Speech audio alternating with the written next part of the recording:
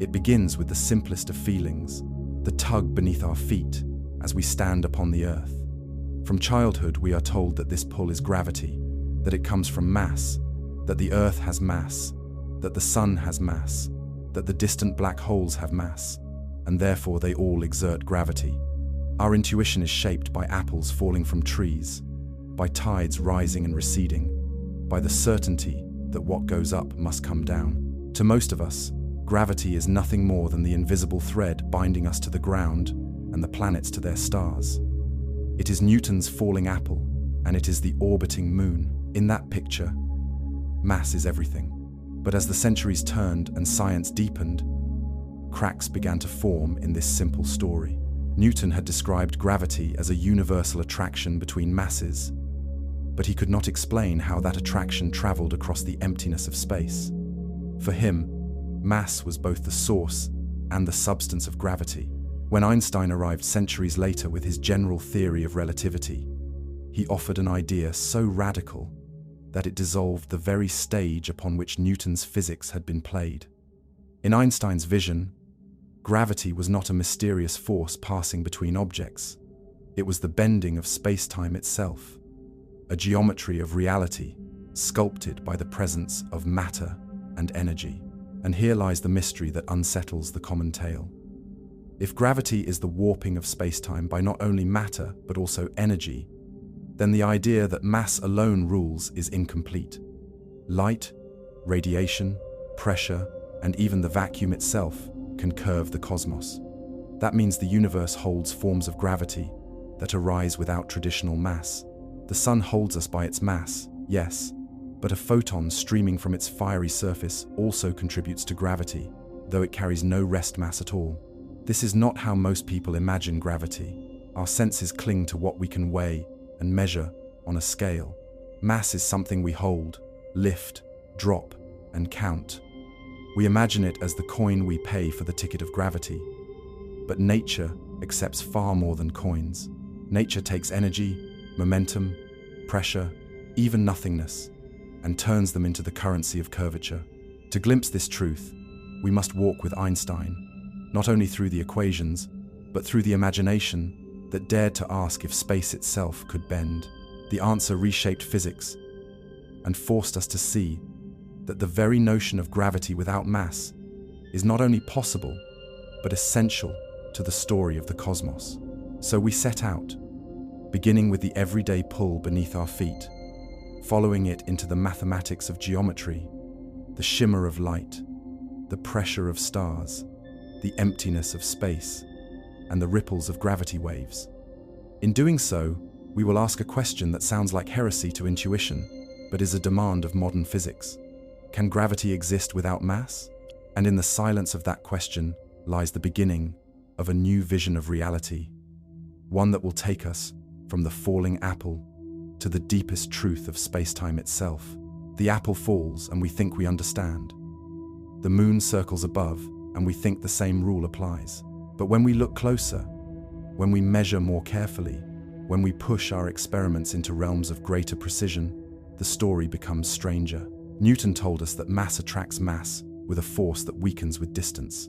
It was a simple law, and it worked well enough to guide ships across oceans and planets across centuries. Yet there was always a shadow in the theory, an unease even Newton himself confessed.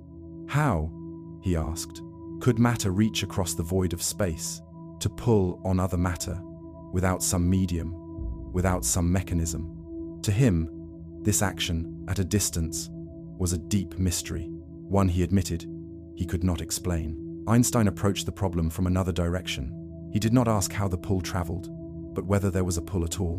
What if objects were not tugging on one another across space, but rather moving naturally along the curves of space itself? What if the presence of matter and energy bent the very fabric of reality, and motion simply followed the paths those curves demanded?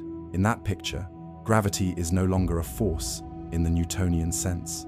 It is geometry. Imagine a heavy ball pressing down on a rubber sheet. Marbles rolling nearby do not feel a force pulling them sideways. They simply follow the slope of the sheet as it curves toward the ball. The analogy is imperfect, but it gives a glimpse of the elegance in Einstein's thought. Planets do not orbit the sun because the sun is pulling them across emptiness. They orbit because the sun, by its mass and energy, has shaped space-time so that the straightest possible paths are curved orbits. Here lies the critical point. In Einstein's equations, what bends space-time is not only mass, but the entire stress-energy tensor, a grand accounting of mass, energy, momentum, and pressure. This means that light, though it has no rest mass, contributes to the curvature. A box filled with light weighs more than an empty box because the photons inside carry energy, and energy has gravity. Even the pressure inside a star, the violent pressure of radiation pushing outward, also plays its role in shaping the surrounding space-time. Everyday intuition tells us to equate gravity with mass, but general relativity forces us to expand that intuition. It demands that we consider not only the things we can weigh on scales, but also the momentum of radiation, the stress of fields, and the latent energy of the vacuum. The fabric of space-time does not discriminate. It curves in response to everything that carries energy or stress. And so the story grows more complex and more beautiful. The sun holds the Earth in orbit not only through its vast mass, but also through the energy of its radiation and the pressure of its core. A neutron star bends space-time not only because it is dense with matter, but because the pressure within its heart is so extreme that it becomes a dominant source of gravity. Even light itself, streaming weightless across the cosmos, can bend space enough to deflect the paths of other light. This truth confronts our senses with a paradox. How can something without mass weigh upon the universe? How can light, which never comes to rest, create the same kind of curvature as stone or iron? Yet this paradox is resolved in Einstein's insight. What matters is not mass alone, but energy. And energy appears in many forms. Sometimes it is locked into rest mass, as in a rock. Sometimes it is set free as radiation, as in light. Sometimes it exists as pressure or tension. In all cases, space-time listens. If we could step back and see the universe as a great tapestry, we would see matter and energy tugging and stretching and curving the weave in every place and in every form. The picture would be alive, not static. Stars shining, light streaming, waves rippling, even the void itself pressing outward, all of it composing the geometry we call gravity. This vision unsettles the common mind because it severs gravity from the narrow prison of mass alone, but it also opens the door to new mysteries. If gravity can come from energy without mass, then what else in the universe can shape space-time? Could empty space itself have weight? Could a pulse of light create a ripple of gravity strong enough to measure? Could waves of pure curvature travel across the cosmos with no mass at all, only energy? To answer these questions, we must go further into Einstein's theory, peeling away each layer of intuition, following each thread of consequence. The question that began with an apple falling leads now to the very foundations of reality. When the question is asked plainly, can gravity exist without mass? The instinctive answer is to deny it. Our lives are lived in the company of mass. We lift objects, we drop them, we weigh them. We build our world from them. Gravity feels like an agreement between solid things. Yet when Einstein replaced force with curvature, he made that instinct incomplete. If space-time itself is the stage, then anything that carries energy or stress can bend the stage. Mass is one actor, but it is not the only one. To see how deeply this idea runs, consider light again. A single photon is almost impossible to imagine as heavy. It slips through our skin, it glances off mirrors, it dances across the void. Yet gather many photons together in a mirrored box, and you find that the box is harder to lift than before. The trapped light contributes to its weight. That weight is not a trick of measurement. It is real. It means the photons, massless as they are, create a gravitational field. The consequence is staggering. A beam of light traveling through the cosmos, though faint in comparison with the pull of stars, does in fact curve spacetime. In theory, two beams of light could even attract each other gravitationally, their paths subtly bending as they cross. These effects are vanishingly small to measure, but the principle is undeniable. Light has no rest mass, yet light makes gravity, and light is not alone. Pressure itself, the invisible push of particles crowding against one another, has weight. Momentum flux, the transfer of motion through a medium, has weight. Even the stress in a field has weight. The stress-energy tensor accounts for it all, and space-time bends accordingly. The more carefully we examine Einstein's equations, the more they insist that gravity is democratic. It listens to all forms of energy, not only the familiar coin of mass. This broadening of perspective transforms our understanding of the cosmos. It tells us that stars are not bound only by their matter, but also by the radiation inside them. It tells us that the early universe, flooded with light, was governed by the gravity of photons as much as by particles. It tells us that the empty vacuum, once thought to be nothing, may in fact be a reservoir of energy whose pressure steers the destiny of galaxies. And so the simple picture of mass pulling mass dissolves into a richer vision. Gravity is not a string tied between objects. It is the geometry of existence itself, sculpted by everything real, whether tangible or intangible. The apple falls not because mass alone rules, but because space-time, shaped by energy in all its forms, guides its path toward the Earth. The weight of the question presses upon us now with more meaning than before. Can gravity exist without mass? The answer is yes, though with a nuance that requires patience. Gravity can emerge from light, from pressure, from waves of curvature, even from the void. But in every case it requires something. Energy, in one disguise or another, must always be present. Gravity without energy is impossible. We stand then at the threshold of a profound realization. Our everyday sense of mass, as the sole architect of gravity, is only the opening act. Beyond it lies a universe in which space-time responds to light, to fields, to stress, and to vacuum itself. Mass is important, but mass is not everything. The true weight of the question lies in the discovery that gravity is not only the pull of matter, but the shape of reality itself. From this realization, we step into the next stage of our journey, where Einstein's geometry becomes our guide. We will see how space-time curves, how the stress-energy tensor weaves its influence, and how even the most intangible forms can sculpt the cosmos. The illusion that gravity belongs only to mass has been broken. Ahead lies the deeper truth that gravity belongs to all that exists. Einstein's revolution was not merely a correction to Newton, it was a rewriting of the very language in which nature speaks. Newton had pictured a universe like a grand stage, vast and empty, upon which matter played out its drama. Forces acted across that stage, invisible threads, pulling objects to and fro. But Einstein asked, what if the stage itself is not silent? What if space and time are not merely the background, but the very fabric of reality, capable of bending, stretching, rippling? In that leap of imagination, gravity ceased to be a force and became geometry. Imagine a planet orbiting a star. To Newton, the star exerts a pull, a force proportional to its mass, inversely proportional to the square of distance. To Einstein, there is no pull at all. The star has curved space-time, and the planet simply follows the straightest path it can within that curved geometry.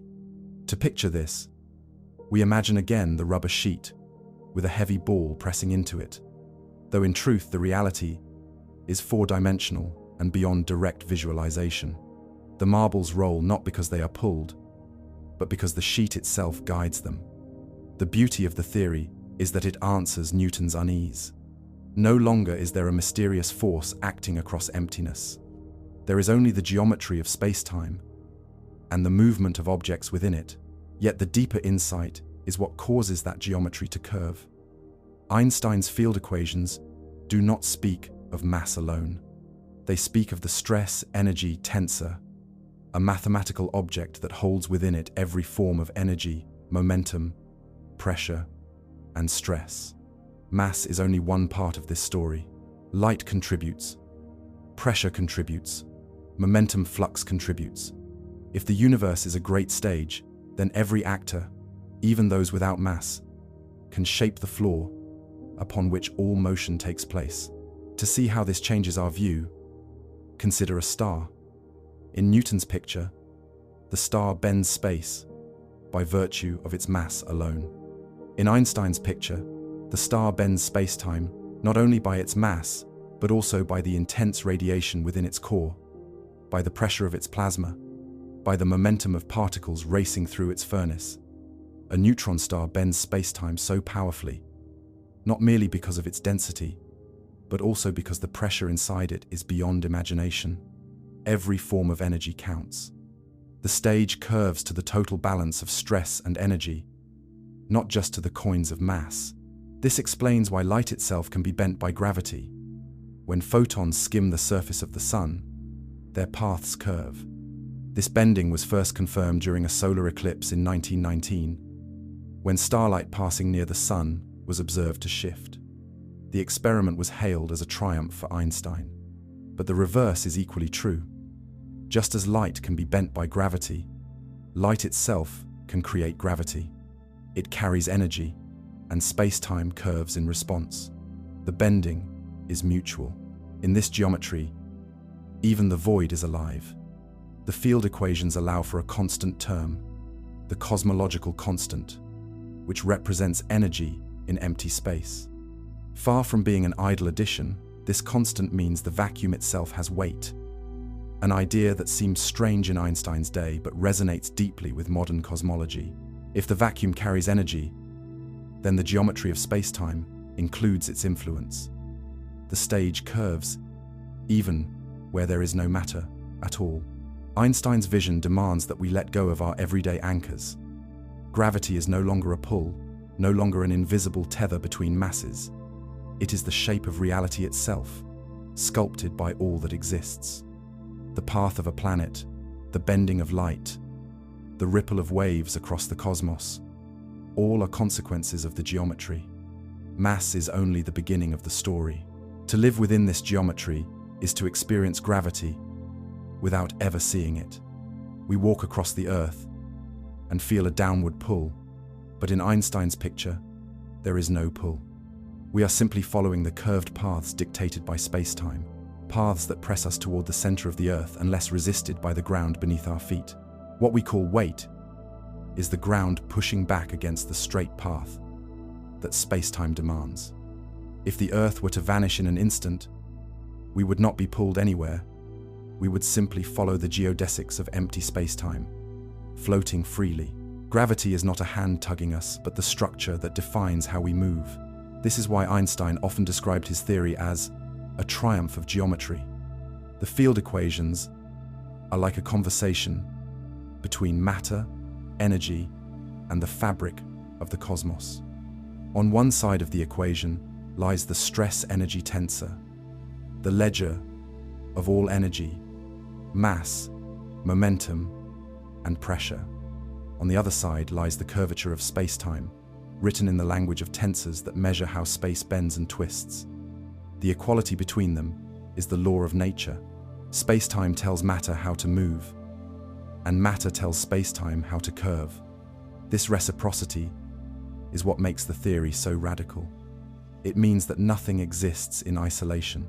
Place energy anywhere in the universe, and the geometry reshapes to accommodate it.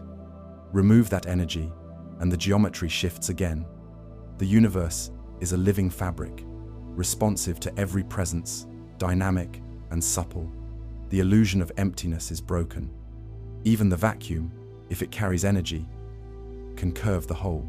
In everyday terms, the distinction is subtle, but profound. A Newtonian mind asks, how strong is the force between these two objects? An Einsteinian mind asks, what is the geometry in which these two objects move? The difference may seem mathematical, but it changes the very foundation of causality. In Newton's picture, gravity is instantaneous action at a distance. In Einstein's, the curvature propagates at the finite speed of light, ensuring that nothing in the universe outruns causality. The bending of space-time carries information, and that information moves no faster than light itself. This is why general relativity explains phenomena that Newton could not. The precession of Mercury's orbit, the bending of light near the Sun, the delay of signals passing close to massive bodies, all these emerge naturally from the geometry. Newton's law could approximate them, but could not explain the why. Einstein's equations show that the why lies in the shape of space-time. The elegance of this vision does not make it less strange. We are creatures of intuition, and intuition resists the idea that geometry itself can bend. We imagine space as a container, not as something that responds, yet evidence forces us to accept it. The starlight shifted during the eclipse. The clocks slowed in gravitational wells. The satellites above Earth correct their signals for curvature. Without Einstein's geometry, our GPS devices would fail. Our predictions of cosmic motion would collapse. The theory has passed every test, and with each passing century, it grows more essential to our understanding. And still, the most unsettling consequence remains. Because the stress-energy tensor accounts for more than mass, the geometry can be shaped by entities without rest mass at all. This is not speculation. It is built into the equations. Light bends space-time. Pressure bends space-time. Even tension in a field bends space-time. Geometry is universal, impartial, and all-encompassing. When we recognize this, the question sharpens. If mass is not required to bend space-time, then what else can? Can a pulse of radiation, if concentrated enough, carve out its own well of gravity? Can waves of curvature travel without any mass involved? Can the very vacuum, quiet and invisible, hold the fate of galaxies in its pressure? These are not idle questions. They are the path to the deeper chapters of our story. The key lies in the recognition that space-time itself is an active participant in the drama of the cosmos. It is not passive, not a mere container into which energy and matter are poured. It flexes, curves, and ripples. The orbits of planets, the fall of apples, the drift of galaxies are all choreographies dictated by this geometry. And since geometry is shaped not only by mass but by all forms of energy, the reach of gravity extends far beyond the weight of matter. This becomes clear when we trace the consequences of Einstein's equations to their limits. A star collapsing to form a black hole bends space-time so severely that even light cannot escape.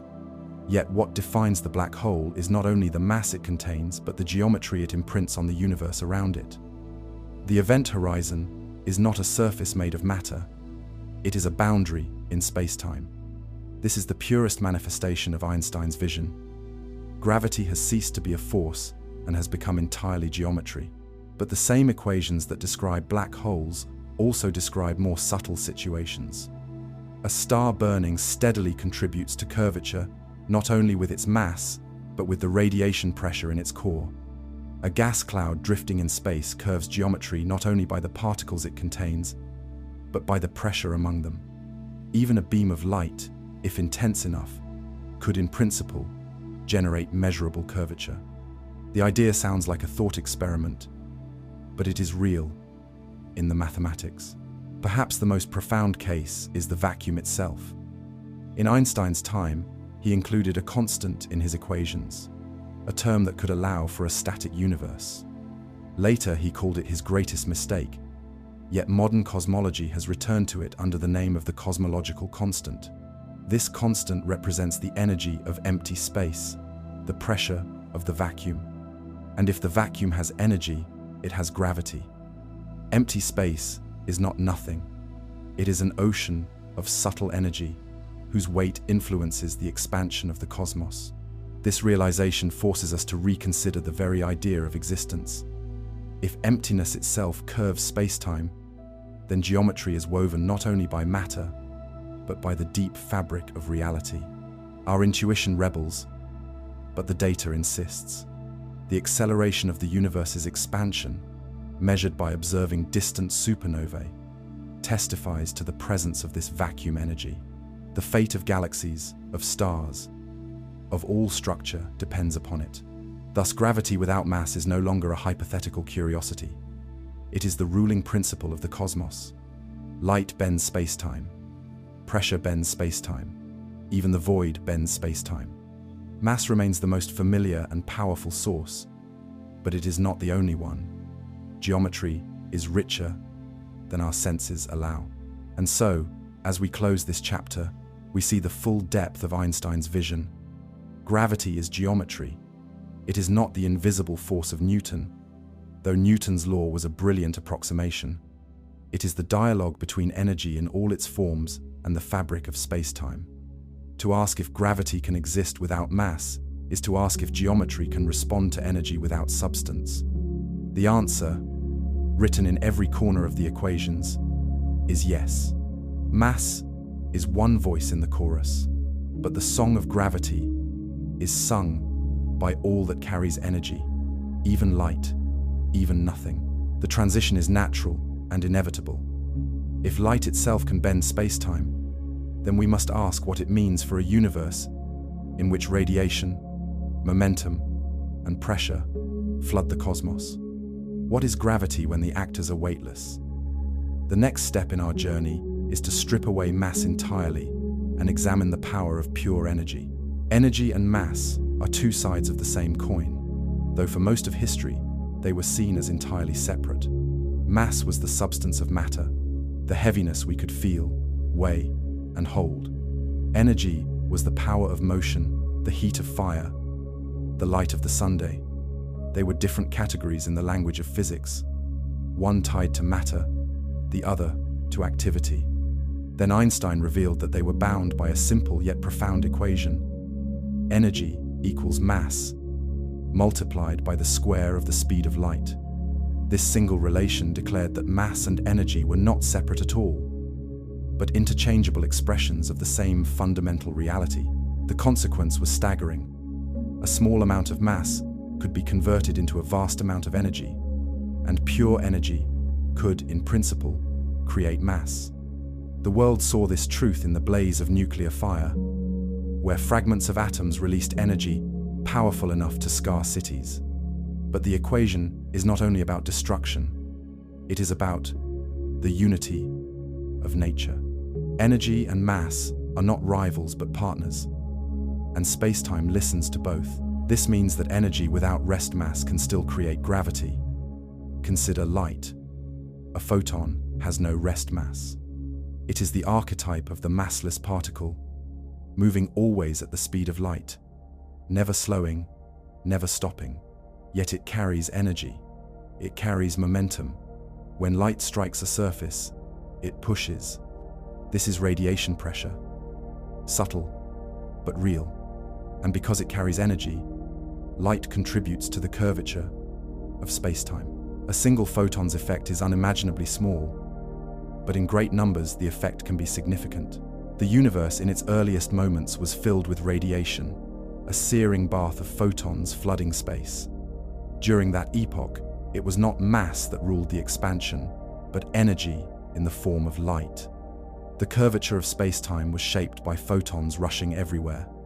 The gravitational influence of this massless radiation was so strong that it dictated how matter would later gather into galaxies.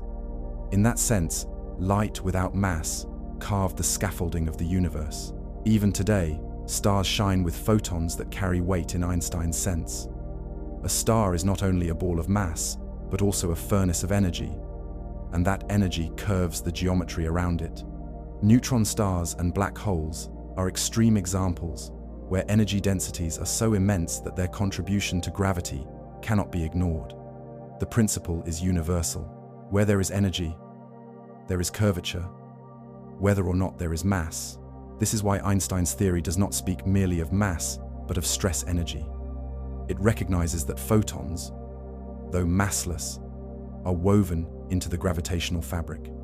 It recognizes that momentum, pressure, and even vacuum energy carry the power to bend space-time. The distinction between mass and energy fades. What matters is the total ledger of energy in all forms. To understand this more deeply, let us imagine a thought experiment. Suppose we trap light in a mirrored box, filling it with photons bouncing endlessly within. The box is heavier when the light is inside. The trapped energy adds to its gravitational pull. If we set that box on a scale, it weighs more than when it is empty. The photons themselves have no rest mass, yet their energy counts. The universe keeps no separate accounts. It totals everything. This thought experiment is not a trick of imagination. It reveals the essence of general relativity. Gravity is not about the heaviness of objects in the way our hands perceive. It is about the content of energy, whether locked in matter or freed as light. And in this broader view, gravity can indeed exist without traditional mass. The cosmos is filled with actors that play this role, and their influence is profound. The question now sharpens. If energy without mass can bend space-time, what does that mean for the grand structures of the universe? What role do photons and radiation play in shaping cosmic destiny? How does pure energy write its signature into the geometry of reality? To follow these questions, we must look at the way light itself becomes a gravitational source, pulling though it has no rest mass, curving though it carries no substance. When we think of light, we often imagine it as something intangible, something that cannot weigh upon the world. It passes through glass, it reflects from mirrors, it illuminates without seeming to push. Yet light has momentum, and momentum is proof of its physical presence. When photons strike a solar sail, they transfer momentum and slowly accelerate the craft forward. This is not metaphor, but physics. And if photons can impart momentum, they must carry energy. And if they carry energy, they must shape space-time. In the language of relativity, a photon follows the path of a null geodesic, a curve that has no rest in time, but always moves at the speed of light. Along this path, the photon contributes to the stress-energy tensor.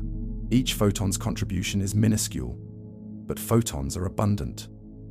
A beam of laser light contains an ocean of them, each carrying energy, each pressing upon the fabric of reality. When they are concentrated, their collective effect is no longer ignorable. This leads us to a startling realization. A region of space filled with light has gravity. A mirrored box containing photons weighs more because the trapped energy contributes to the gravitational mass. In principle, a beam of light itself can bend the path of another beam of light, not through electromagnetism, but through gravity. The interaction is unimaginably weak, but the mathematics of Einstein's field equations permits it. Gravity is impartial. It answers to energy, not merely to substance. The early universe testifies to this truth. In its first hundreds of thousands of years, matter was not dominant. Photons and neutrinos flooded the cosmos with radiation energy that dwarfed the mass of particles. The geometry of that early era was governed not by atoms but by light. As the universe expanded and cooled, radiation diluted and matter came to dominate, but the imprint of that radiative epoch remains. The cosmic microwave background, faint radiation still visible today, carries the signature of those times, a whisper of the era when massless energy ruled the shape of space. This is not only a story of the past. In the core of every star, radiation energy contributes to gravity. The pressure of photons trapped within the star balances against the inward pull of collapse. But those photons also contribute to the star's curvature. A star is not merely the sum of its atoms. It is also the sum of the energy that courses through it. The geometry around it records both. We see echoes of this in black holes as well. The collapse that creates them is driven by gravity's relentless answer to both mass and energy. When energy is trapped so completely that it cannot escape, the geometry becomes extreme. A black hole's gravitational well is not a force exerted by mass alone, but the total accounting of all energy, frozen into a curvature from which even light cannot climb. The lesson repeats itself at every scale. Energy without mass still bends space-time. Photons curve geometry.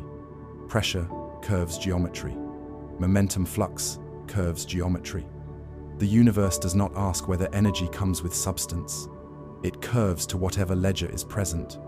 And this means that gravity without mass is not merely possible, it is everywhere. As we accept this, our view of the cosmos changes. We no longer imagine gravity as the sole privilege of matter. Instead, we see a universe in which light, radiation, and stress all share the power to sculpt reality.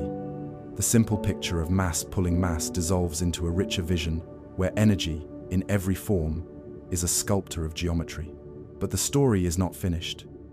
If photons can create gravity, then what happens when countless photons move together, filling regions of space with their restless energy? What strange consequences emerge when energy without mass becomes the architect of curvature? These questions lead us to explore not only light as a source of gravity, but also the extraordinary ways in which massless fields shape the universe itself. The imagination stirs when we think of gravity born not from matter, but from pure energy. If a box of light weighs more when filled, then light itself is a source of space-time curvature. Consider then a universe that, in its earliest moments, was filled almost entirely with radiation. This was not an age of stars or galaxies, not an age of matter at all, but an age of light.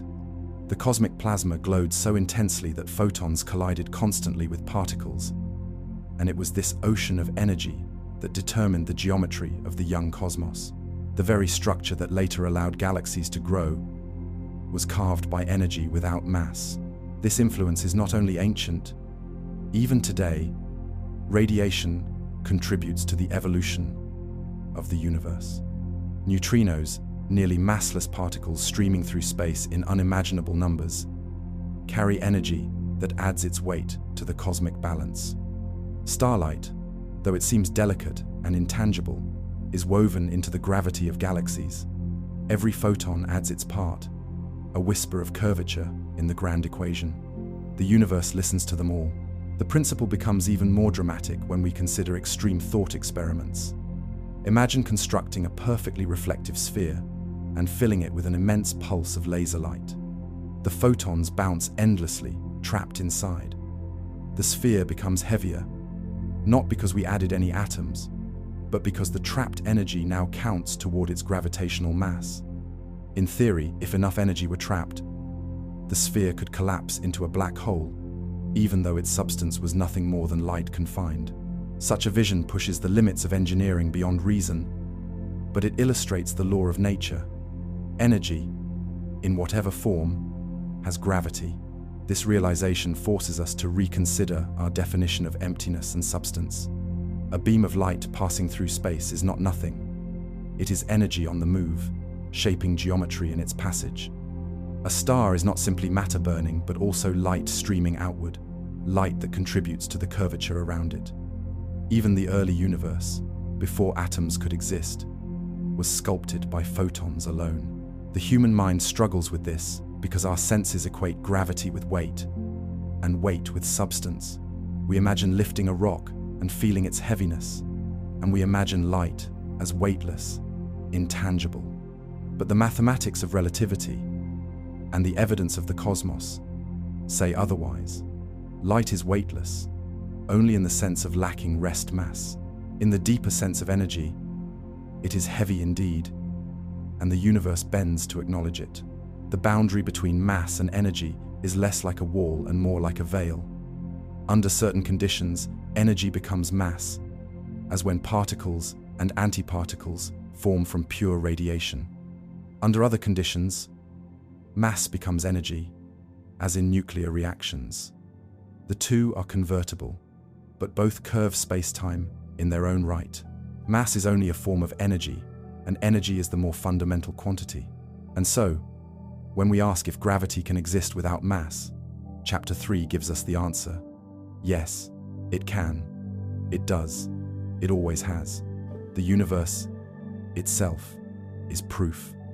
Gravity without mass is not an exception, but a rule, woven into the equations from the beginning. Mass is only one expression of energy, but energy, in every form, bends space-time. This understanding leads us forward to the next mystery. If photons can pull, if light itself can weigh upon reality, what happens when those photons are gathered in vast numbers? Can light alone shape stars, galaxies, or even black holes?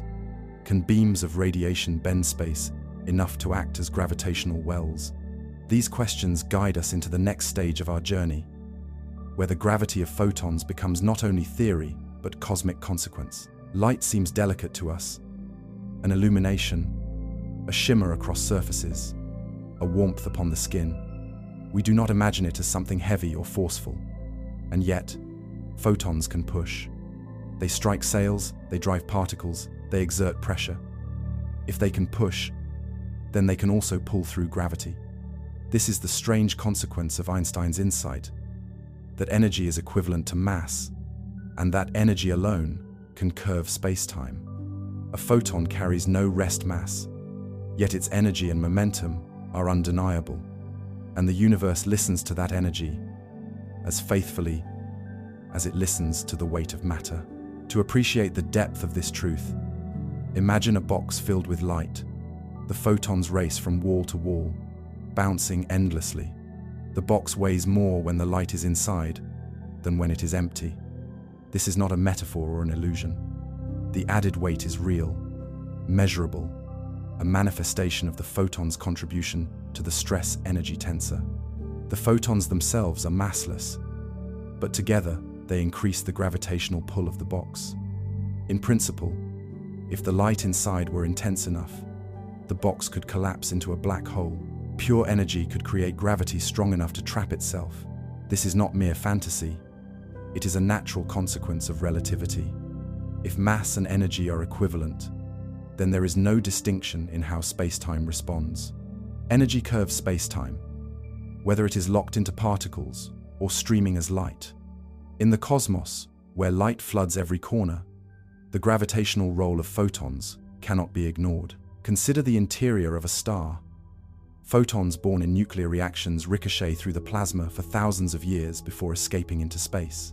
Their pressure pushes outward, counteracting the inward pull of gravity. Yet these same photons add to the star's gravity by virtue of their energy. A star's geometry is shaped not only by its atoms but also by the light trapped within. Without photons, the balance of a star's life could not exist. With photons, the very curvature of space-time is different. This extends to the early universe. When matter was still bound in plasma, photons roared through the cosmos, colliding constantly with particles. Their collective energy was the dominant source of gravity, shaping how the universe expanded. It was an epoch when photons, not atoms, pulled the strings of space-time. Only later, as expansion cooled the cosmos, did matter rise to dominance. But the imprint of the photon's reign is written in the structure of galaxies and in the faint microwave background we still observe. And yet the thought lingers. Could we, in principle, generate gravity by creating light alone? If a powerful enough laser beam were concentrated, would it bend space-time? The answer is yes, though the effect would be astonishingly small. To curve space-time in any measurable way would require energies far beyond our technology. Beams of such intensity, they could rival stars. Still, the principle holds. Photons pull. Light has weight. Radiation creates gravity. This realization changes how we see the universe. No longer is gravity the sole privilege of heavy masses. Even the weightless actors of the cosmos, the photons streaming endlessly through the void, contribute to the bending of space.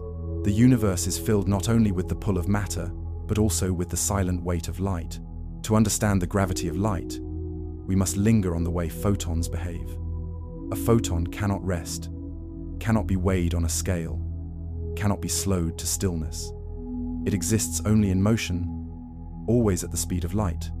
Yet when it strikes a surface, it imparts momentum, and momentum is mass-like in its effect on space-time. When countless photons are gathered together, their collective energy becomes indistinguishable from mass in the way gravity responds. This is why a box of light weighs more, why radiation pressure contributes to a star's gravity, why photons that are individually massless can together shape the cosmos. There is a thought experiment that brings this to life. Imagine a perfectly reflective cube, suspended in empty space, its walls so flawless that photons inside never escape. You shine a laser into it until it is filled with light, photons bouncing endlessly from one wall to the other. The box grows heavier, not because you added matter, but because you added energy. Place two such boxes side by side, and they would feel a greater attraction than if they were empty. The photons inside, trapped and weightless in themselves, now act as a source of curvature. Light has become gravity. This principle is not confined to thought experiments. In the hearts of stars, photons collide with plasma particles, pushing outward. Their pressure is enormous, and it is a fundamental part of stellar structure. But the photons also contribute directly to the star's gravitational field.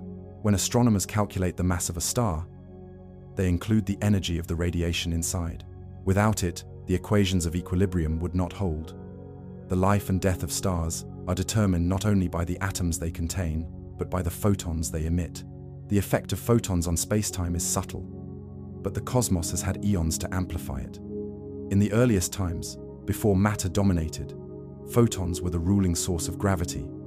They bent the universe into the shape we see today, guiding how matter clumped into filaments and voids.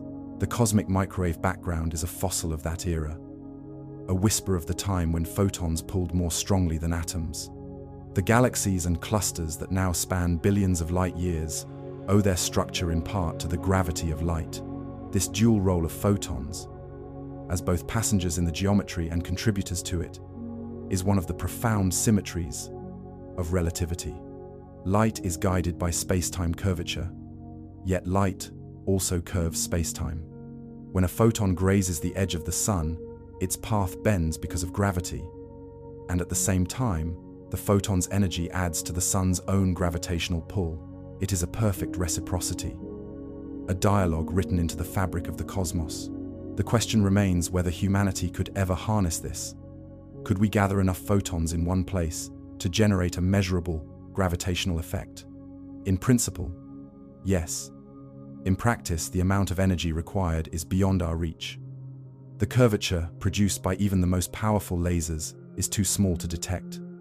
Only in stars and in the early universe does light achieve densities high enough for its gravity to matter. And yet, the thought experiment reminds us that the line between matter and energy is thinner than we imagine. If photons can pull, then the universe is a web of countless invisible weights. Every beam of starlight, every flicker of radiation, every photon born in the nuclear furnaces of stars or in the silent decay of atoms contributes its grain of curvature to the cosmic whole. Gravity is not only the empire of massive bodies, but also the empire of light. If photons truly pull, then we are forced to look at light in a new way. We are used to thinking of it as a messenger, a traveler carrying information from stars to our eyes. We measure distances with it. We tell time with it. We illuminate the darkness with it. But in truth, light is also an architect, sculpting the curvature of spacetime as it moves. Every photon is both passenger and shaper, guided by geometry and contributing to geometry at once. The symmetry of this is astonishing. A beam of light curves when it passes near a massive star, and yet that very beam adds to the star's mass-energy content. Light obeys gravity, but light also generates gravity. This reciprocity shows that there is no hierarchy between mass and energy. There is only the ledger of total energy and momentum, and space-time responds to the sum of it all. One might ask, could two beams of light in the emptiness of space bend one another? In principle, yes. Their gravitational fields would cause a minute deflection, so small it is beyond measurement with current instruments, but the effect is real in Einstein's mathematics. Light can curve light. In the searing chaos of the early universe, where photons filled every corner, such effects were not negligible. Photons influenced each other's paths, and the geometry they carved was the scaffolding upon which matter later assembled. This is the unseen power of radiation. It is not merely decoration upon the cosmos, it is part of its skeleton. The great filaments of galaxies, the voids between clusters, the very expansion of the universe itself, were shaped by epochs in which light, though massless, was the primary sculptor of geometry. That imprint remains today in the cosmic microwave background, where tiny ripples tell the story of photons pulling upon space-time. The thought experiments that seem fanciful boxes filled with light, beams, curving beams, are echoes of realities that have already played out on cosmic scales. Stars themselves are boxes filled with trapped photons. The early universe itself was a furnace where photons ruled. The principle is not a fantasy, but a fundamental law. Energy bends space, and light is energy. And yet there is a humility in this realization. For all our technology, for all the power of our lasers and reactors, we cannot come close to the scales at which photons generate measurable gravity. The cosmos achieves with ease what we can only imagine. The interiors of stars, the collapse of massive objects, the blaze of the early universe, these are the laboratories where light pulls as strongly as matter. Humanity can only observe and wonder. Still, the lesson is clear. Gravity is not confined to the weight of matter. It is the shared work of all energy, and photons are its most abundant contributors. Everywhere light travels, it writes its faint signature into the curvature of the cosmos. Every star, every quasar, every background photon, from the birth of the universe, is part of gravity's tapestry. And so, the idea that light pulls is not metaphor, but reality. Photons, though massless, are participants in the dance of gravity. They may not weigh in the way we imagine, but they leave their mark upon the universe's shape. From this point forward, we cannot speak of gravity as the domain of matter alone. Light too has joined the story, bending space-time with every step of its restless journey. This insight pushes us to broaden our gaze even further. If photons can create gravity, then so can other forms of massless energy. Pressure, momentum, and stress themselves are sources of curvature. What we think of as empty or intangible may in fact be heavy in the eyes of space-time. To understand this, we must now turn to the very structure of Einstein's equations and see how momentum flux and pressure contribute to gravity as surely as mass or light. When Einstein wrote his field equations, he knew he was describing more than mass. The geometry of space-time is shaped not by weight alone, but by the full accounting of energy in all its forms. This is why the right side of the equations is not a simple mass term, but the stress-energy tensor, a mathematical structure that holds within it energy density, pressure, momentum, and stress. Each is a participant in gravity's dialogue. Each can bend space-time. It is easy to accept that mass curves space, and with some imagination we can accept that light does the same.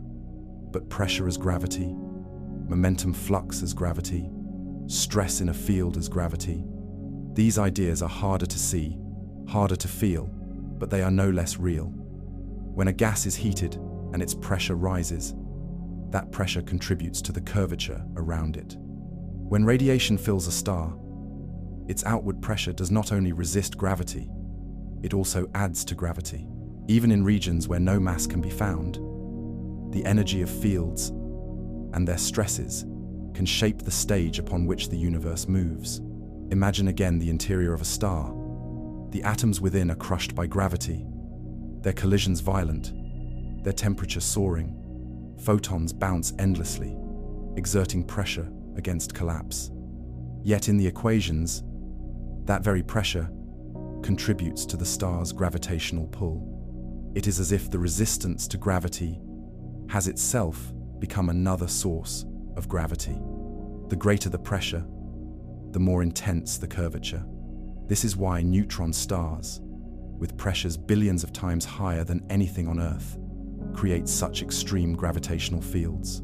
The pressure is not incidental, it is central. Momentum flux plays its role as well. In a stream of particles, the flow of momentum through space has weight in the eyes of spacetime. Even if the particles are nearly massless, their flux is recorded in the stress-energy tensor. The geometry bends in response. Fields that carry tension or shear also curve spacetime. The universe does not ask whether these things can be held in the hand. It curves to the presence of energy wherever it hides. This principle reaches into the most abstract corners of physics. The stress-energy tensor can describe not only matter and radiation, but also the vacuum itself. If the vacuum carries energy, it carries pressure. And if it carries pressure, it curves spacetime. Thus, the very emptiness between galaxies has gravity, not because of mass, not because of light, but because of stress and pressure built into the fabric of reality. The mind resists this because we are trained by experience. We feel weight when we lift an object. We do not feel the pressure of photons or the momentum of fields as weight. Yet spacetime is impartial. It bends to all forms of energy without prejudice. The sun shines, and the light it emits has gravity. The earth spins, and the momentum flux of its motion adds to the curvature. The vacuum hums with energy, and its pressure stretches the universe itself. This is the expansion of gravity's definition. It is no longer only the pull of matter, nor only the bending caused by light. It is the bending caused by pressure, stress, and motion. Gravity is geometry responding to the total balance of energy in every form. In this sense, even emptiness is heavy, even resistance is weight, even flux has curvature. From here, the path leads to the strangest implication of all. If pressure and stress can bend spacetime, then the vacuum itself, with its latent energy, can control the fate of the cosmos. What seems like nothing may in fact be the heaviest player of all. To grasp how pressure and momentum create gravity, we must lean into Einstein's mathematics. The stress-energy tensor is not a single number but a grid of values, each one describing a way in which energy and momentum are distributed through space and time. Energy density appears in one place, pressure along each axis in another, momentum flux in yet another. Together they form a full description of how energy exists, moves, and interacts. Spacetime does not curve to mass alone. It curves to this entire account. Take pressure as the first example. In the furnace of a neutron star, pressures reach unimaginable scales, so immense that atomic nuclei collapse and electrons merge with protons to form neutrons. What holds the star up is not only degeneracy pressure, the quantum mechanical resistance of neutrons to being squeezed further, but also the outward push of radiation within. Yet the paradox is that the same pressure that resists collapse also deepens the curvature. Pressure contributes positively to gravity, so the more intense it becomes, the stronger the pull. This is why neutron stars balance on the knife's edge. Their own pressure is both their salvation and their burden, helping them stand against collapse, but also adding weight to the collapse itself. Momentum flux tells another part of the story. Imagine a river of particles rushing in one direction. Even if the particles are extremely light, the fact that momentum is flowing through a region means that energy is being transferred. In relativity, energy and momentum are inseparable. If momentum is moving, space-time responds. This is why even radiation streaming through the cosmos contributes to gravity. The photons have no rest mass, but their momentum flux curves space-time just as surely as their energy density does. Stress in fields is subtler but equally important. A magnetic field stretched across a region has tension, as though invisible lines are being pulled taut. That tension is energy, and energy has gravity. The same applies to electric fields, scalar fields, and the exotic fields invoked in theories beyond the standard model of physics. Wherever there is tension, stress, or flux, there is a contribution to the bending of space. The cumulative effect of these contributions is profound. The geometry of space-time is not written only by stars and galaxies. but also by the invisible pressures and fluxes that permeate the cosmos. Radiation pressure inside stars alters their gravitational signatures. The flux of neutrinos racing through space adds to the total curvature. Even the tension of cosmic fields plays a role. The fabric of reality is sensitive to everything. The implications extend beyond the stars. In the early universe, pressure dominated. Radiation pressure and momentum flux from photons determined the rate of expansion, how matter clumped, and how geometry evolved. Without considering these effects, we could not explain the patterns imprinted in the cosmic microwave background. Those patterns are fossil records of pressure and momentum shaping space-time. For us, accustomed to thinking of gravity as the domain of heavy masses, this is unsettling. Pressure feels intangible, momentum flux invisible, stress abstract. Yet relativity insists they are as real to space-time as stone and iron. To ignore them is to misunderstand the foundation of gravity. And so we are led to a deeper truth. If even pressure and flux contribute to curvature, then nothing is too small or too abstract to weigh upon reality. The universe counts everything. It adds the mass of planets, the light of stars, the pressure of radiation, the momentum of streams, the stress of fields, and it curves accordingly. The stage has now been set for the strangest player of all. If fields and pressures we can see have gravity, what about the vacuum itself? Could nothingness have weight? Could the emptiness between galaxies be heavy enough to shape the fate of the cosmos? The mathematics says yes, and the observations confirm it. If pressure and momentum can shape space-time, then emptiness itself must be questioned. What we call empty is rarely so. A vacuum is not an absence but a seething field, a stage upon which quantum fluctuations flicker in and out of being. In Einstein's language, even this nothingness carries stress and energy, and therefore even this nothingness curves space-time. The stress-energy tensor does not distinguish between the tangible and the intangible. It responds to everything that carries energy, including the invisible whisper of the vacuum. This idea, strange as it sounds, emerges naturally once pressure and momentum are accepted as gravitational sources. A photon bouncing in a star does not only resist collapse, it also deepens gravity. A stream of particles does not only move, it reshapes geometry with its flux. A magnetic field does not only push charges, it bends space-time with its tension. If these things are true, then the vacuum itself, with its constant background of energy, must also play its role. And in fact, observations suggest it does. The accelerating expansion of the universe points to a form of pressure that is not tied to mass or radiation, but to space itself. It is as though the very emptiness between galaxies exerts a pressure outward, stretching the cosmos. This dark energy, as it has been named, behaves like a weightless field with negative pressure, a form of stress that dominates the universe today. Its gravity is peculiar, not pulling objects together but pushing space apart. Yet it is gravity all the same, written into the geometry by pressure rather than by mass. The realization is profound. Gravity cannot be reduced to mass or even to light. It is the sum of all forms of energy and stress. The universe is not shaped only by stars and planets, but also by radiation, by pressure, by momentum flux, and by the vacuum itself. To imagine that only mass creates gravity is to see only a corner of the truth. The full picture is that space-time listens to everything. This truth is unsettling because it leaves us without simple intuition. We can hold a rock and feel its weight.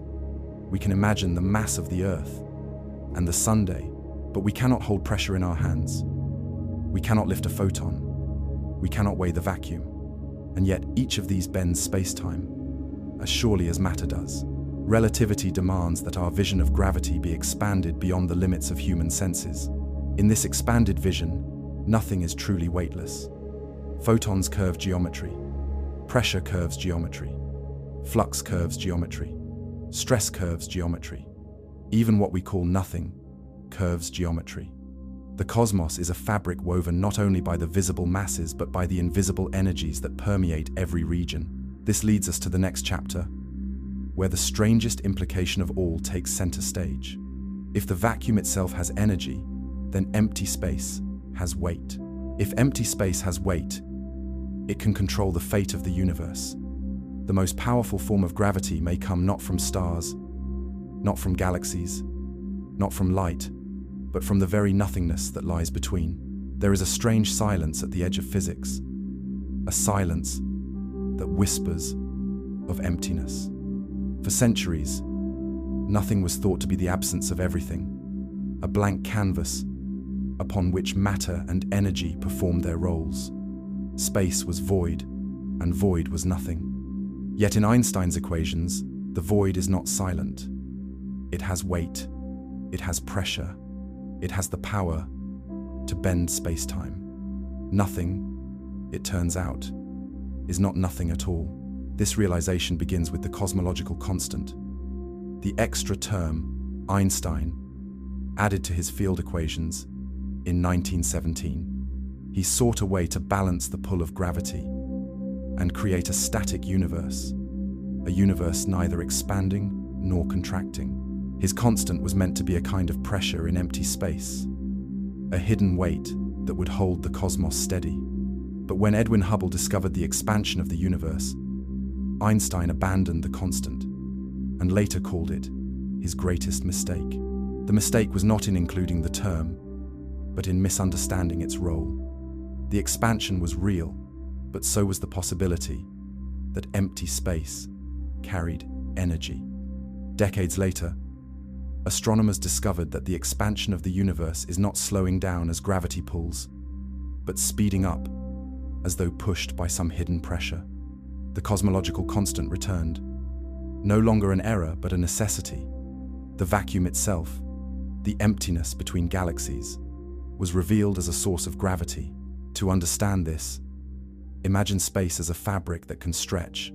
If that fabric carries energy within itself, then as it stretches, the energy does not dilute like matter or radiation. It remains constant per volume. So the more space there is, the more total energy there becomes. This creates a pressure that pushes the universe apart. The effect is strange, for gravity has always seemed to be a pull, yet here it appears as a push. But in truth, both are the same. Gravity is curvature, and curvature can either pull objects together or drive them apart, depending on the sign of the pressure. This is the weight of nothing. Empty space itself has a density, a pressure, a gravitational effect. It does not need mass. It does not need light. It does not need particles. The vacuum alone curves space-time. This form of gravity, known as dark energy, now dominates the cosmos. Galaxies drift farther apart, not because of hidden masses, but because of the weight of the vacuum itself. The implications are staggering. What seems like nothing controls the fate of everything. Stars and galaxies may blaze for billions of years, but the expansion of the universe is determined not by them, but by the energy of emptiness. The final destiny of the cosmos, whether it expands forever, tears itself apart, or collapses back into fire, is written in the pressure of the vacuum. We are thus forced to abandon our last illusions about gravity. It is not the pull of matter alone. It is not even the influence of light and radiation alone. It is the curvature of space-time in response to energy. Wherever it resides, even in the void, nothing has weight, nothing has power, nothing shapes the universe. The thought that nothing has weight unsettles intuition. We are accustomed to linking gravity with things we can see and touch. A rock has gravity, a star has gravity, a black hole has gravity. But what of the spaces in between? What of the vast reaches between galaxies where no matter shines? Einstein's equations insist that even this emptiness cannot be ignored. If the vacuum contains energy, then space-time bends in response.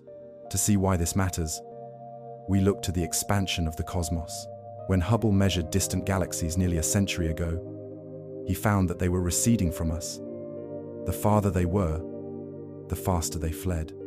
This suggested an expanding universe, a beginning in time, a Big Bang. For decades, astronomers assumed that gravity from matter would slow this expansion, perhaps even reverse it. Yet in the 1990s, two teams of scientists studying supernovae found something astonishing. The universe was not slowing down, it was speeding up. Galaxies were not only fleeing but accelerating away, as though pushed by an invisible hand. The only explanation that fit was a hidden form of energy, spread evenly through space, exerting negative pressure. In Einstein's equations, this appears naturally as the cosmological constant. In modern language, it is called dark energy. Its effect is subtle on small scales, but on the scale of billions of light years, it dominates. Today, observations suggest that nearly 70% of the total energy of the universe resides not in stars or galaxies, but in the vacuum itself. The fate of the cosmos is written not in the mass of matter, but in the gravity of nothing. The strangeness of this cannot be overstated. If you take a cube of space, 1 meter on a side, and remove all particles, all photons, all fields, what remains is not nothing. Quantum physics tells us that even the vacuum seethes with fluctuations, pairs of particles flickering in and out of existence. This restless energy, though invisible, contributes to the density of space. And because density is energy, it bends space-time. What we once called emptiness is a gravitational actor. The consequences ripple across cosmology.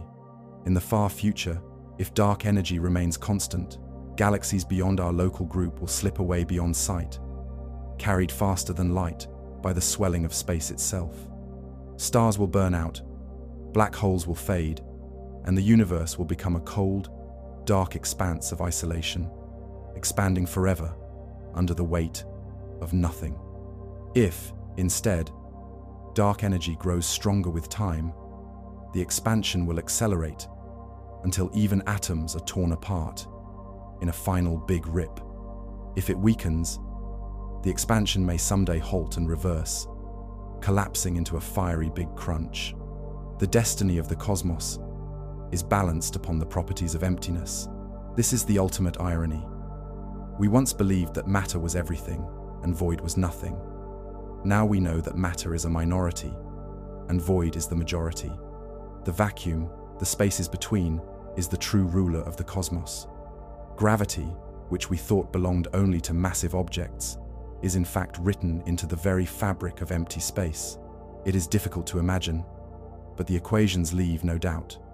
Nothing is heavy, nothing has weight, and it is this weight of nothing that may decide how everything ends. In prediction and observation lies a gulf of more than 100 orders of magnitude, the greatest mismatch in all of science. This is the puzzle of dark energy. We know it exists, we measure its effects, but we do not understand its origin. Is it truly a cosmological constant, a property of space itself, unchanging across all time? Or is it a field, dynamic and evolving, shifting as the universe grows? Some theories imagine quintessence, a mysterious field that permeates space, changing slowly over cosmic history. Others suggest that gravity itself may need revision on the largest scales. Yet whatever the answer, the fact remains that nothing empty space has become the central player in cosmology. This realization humbles our earlier understanding. We once thought of the cosmos as a grand arena filled with galaxies, stars, and planets, with emptiness between them. Now we know the arena itself is alive, and the emptiness is heavier than the players. More than 2/3 of the universe is dark energy. Matter, the stuff of atoms and galaxies, makes up less than 1/3. The stars we see are mere sparks on the surface of a sea whose depths are invisible. And yet, this invisible sea commands everything. It shapes the past, it governs the present, it decides the future. If the cosmological constant remains steady, the universe will drift into cold eternity. If dark energy grows stronger, the cosmos will be torn apart in violence. If it fades, the expansion may one day reverse into collapse. The universe's destiny is written not in the mass of galaxies, but in the pressure of emptiness. To speak of gravity without mass is strange, but here it is undeniable. Nothing has become the most powerful form of something. The void bends space-time. The vacuum pushes galaxies apart. The weight of emptiness has become the architect of the cosmos.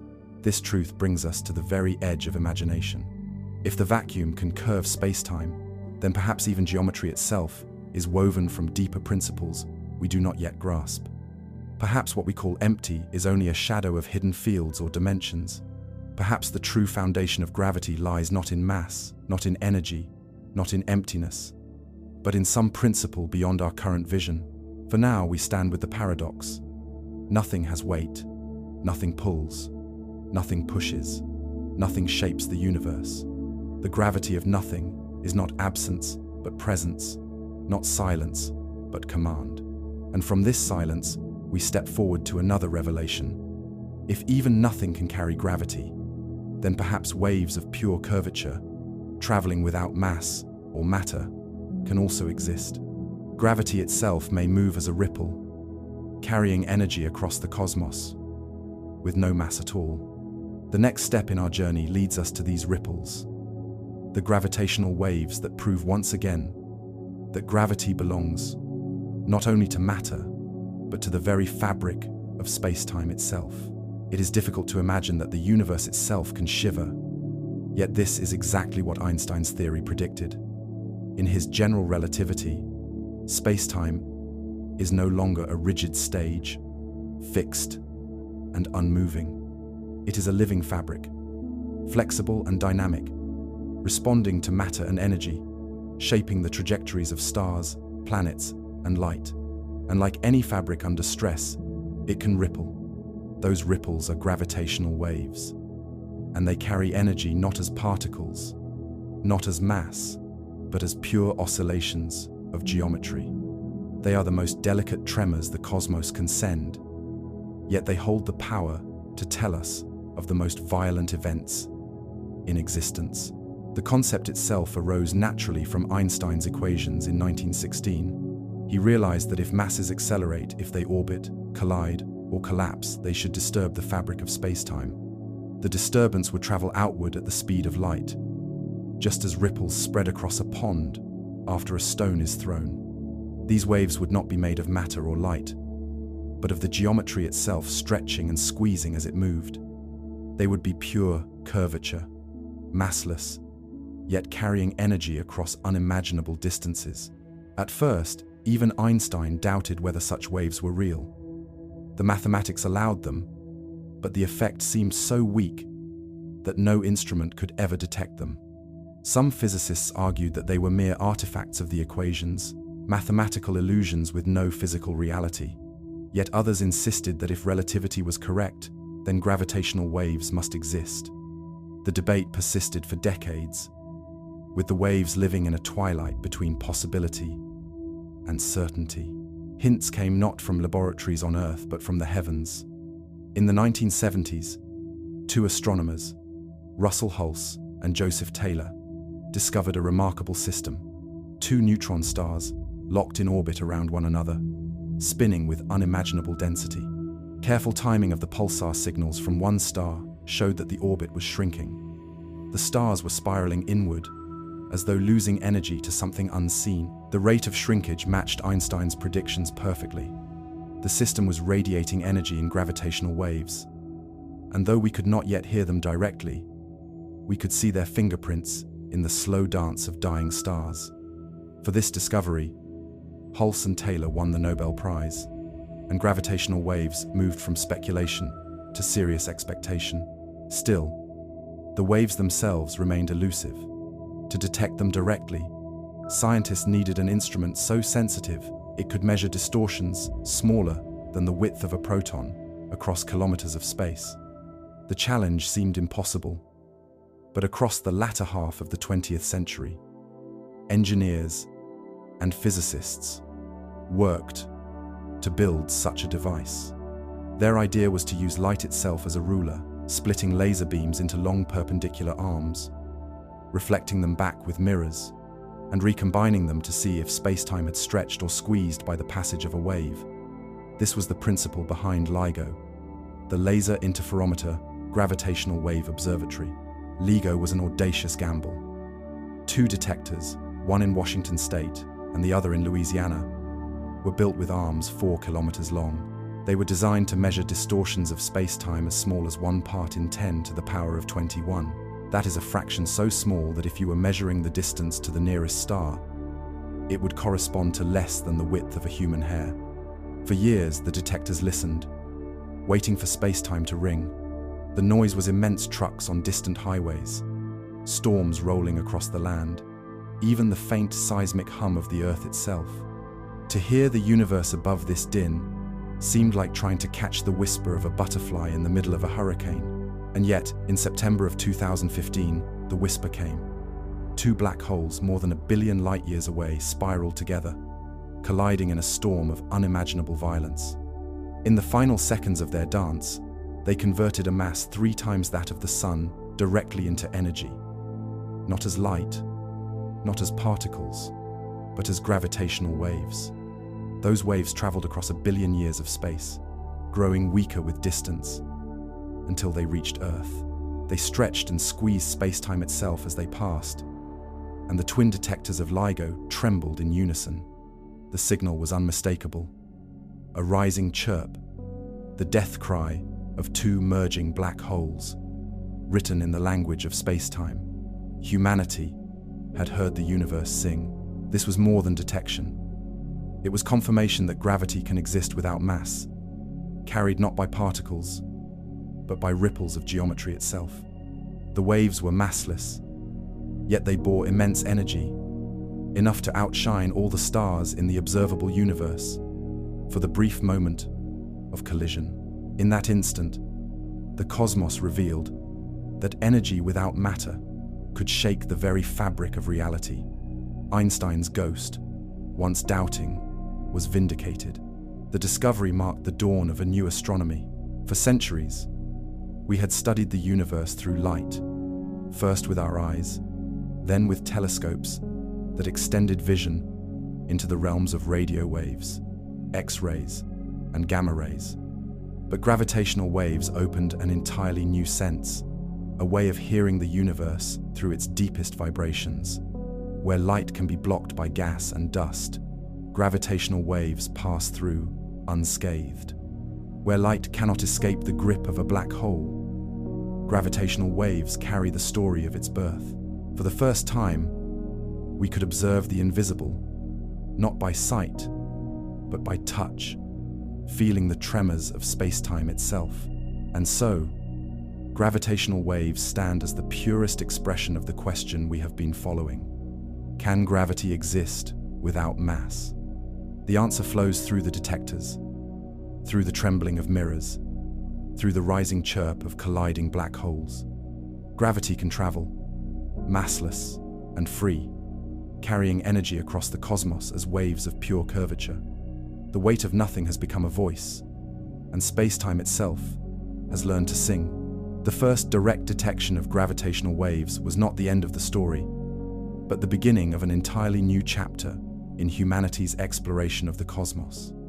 When the chirp from those 2 colliding black holes reached Earth, it was more than a signal. It was proof that space-time is not rigid, but alive, capable of vibration. That chirp lasted only a fraction of a second, but within its brief rise and fall was encoded the entire drama of 2 black holes spiraling toward destruction. Their masses, their spins, their distance, even the moment of their merger, all of it was written into the shape of the wave. For the first time, scientists could reconstruct the hidden ballet of black holes without ever seeing them in light. This changed astronomy forever. Until that moment, every discovery of the universe had been made through particles, photons of light, neutrinos, or cosmic rays. Each particle traveled across the cosmos, carrying information from its source, but each could be scattered, absorbed, or blocked. Light cannot penetrate dense clouds of gas. Neutrinos are ghost-like but almost impossible to detect in large numbers. Cosmic rays are bent and scrambled by magnetic fields. Gravitational waves, by contrast, pass through everything. They do not scatter. They do not dim. They are not deflected. They are pure vibrations of space-time, arriving exactly as they were created, no matter how far they have traveled. This means that gravitational waves give us access to regions of the cosmos that were once hidden. We can hear the collisions of black holes that emit no light. We can probe the interiors of neutron star mergers where light is swallowed. We can trace the collapse of massive stars into black holes. Even if their explosions are shrouded in gas, we are no longer limited to seeing the universe. We can listen to it. The metaphor is not poetic flourish. Gravitational waves literally produce a signal that can be translated into sound. The chirp detected by LIGO was converted into audio, and one can hear the rising tone as the black holes spiral inward. It is faint, but it is the voice of space-time. That first sound was humanity's entry into gravitational wave astronomy, a discipline that now promises to uncover secrets unreachable by any other means. Since the first detection, dozens of gravitational wave events have been recorded. Black holes merging with black holes, neutron stars colliding with neutron stars. Even black holes swallowing neutron stars, each has left its mark upon the detectors. Every event has expanded our understanding. We now know that black hole mergers are more common than once imagined. We know that neutron star collisions forge heavy elements like gold and platinum, seeding the universe with the materials that eventually build planets and life. We have confirmed that gravitational waves travel at the speed of light, as relativity predicted. Each discovery tightens the bond between theory and reality. The scale of energy involved in these events is staggering. When two black holes collide, they release more energy in gravitational waves, in a fraction of a second, than all the stars in the observable universe emit in light during the same time. Yet those waves spread so thinly across space that by the time they reach Earth, they stretch spacetime by less than the width of a proton. The fact that we can detect them at all is a triumph of human ingenuity, a reminder that the tools of science can capture even the faintest tremors of reality. What makes gravitational waves so profound in the context of our question is that they are gravity without mass in its purest form. They are not tied to particles. They are not the pull of one object upon another. They are the propagation of curvature itself. They demonstrate that gravity is not merely a static warping of space around mass, but a dynamic, living phenomenon that can carry energy across the cosmos without any material medium. This realization reshapes our intuition about gravity. For centuries, we thought of it as a force pulling masses together, then as a curvature shaped by energy and matter. Now we must also see it as a wave, a vibration that needs no mass to exist. Gravity is not confined to objects. It can leave them behind and travel independently. It is geometry itself, in motion. And with this new way of observing, we begin to dream of what might yet be discovered. Could we hear the echoes of the Big Bang, primordial gravitational waves still ringing from the birth of the cosmos? Could we detect waves from cosmic strings, hypothetical defects in space-time itself? Could we one day build detectors sensitive enough to hear the whispers of space-time across the entire history of the universe? The answers to these questions lie in the future, but the path is now open. We have crossed the threshold into a universe where gravity is not only a silent shaper of orbits, but a messenger, a traveler, a wave without mass that speaks to us across billions of years. The arrival of gravitational wave astronomy has changed more than our instruments. It has altered our imagination of what the universe truly is.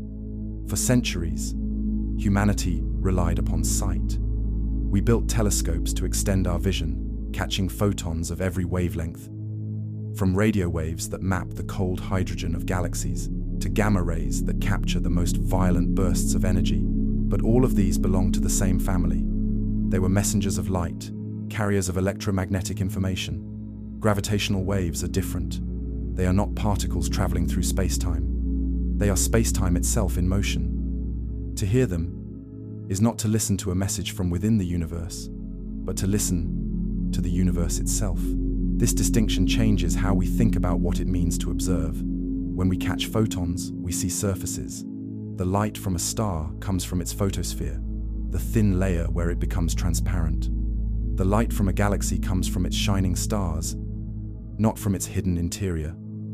Photons cannot escape from the heart of a black hole, and they cannot travel unimpeded through dense matter. Gravitational waves, by contrast, emerge from the depths. When two black holes merge, they do not send us light, they cannot. But they do send us ripples of curvature that travel unblocked across billions of light years. We do not see their surfaces. We feel their very merger.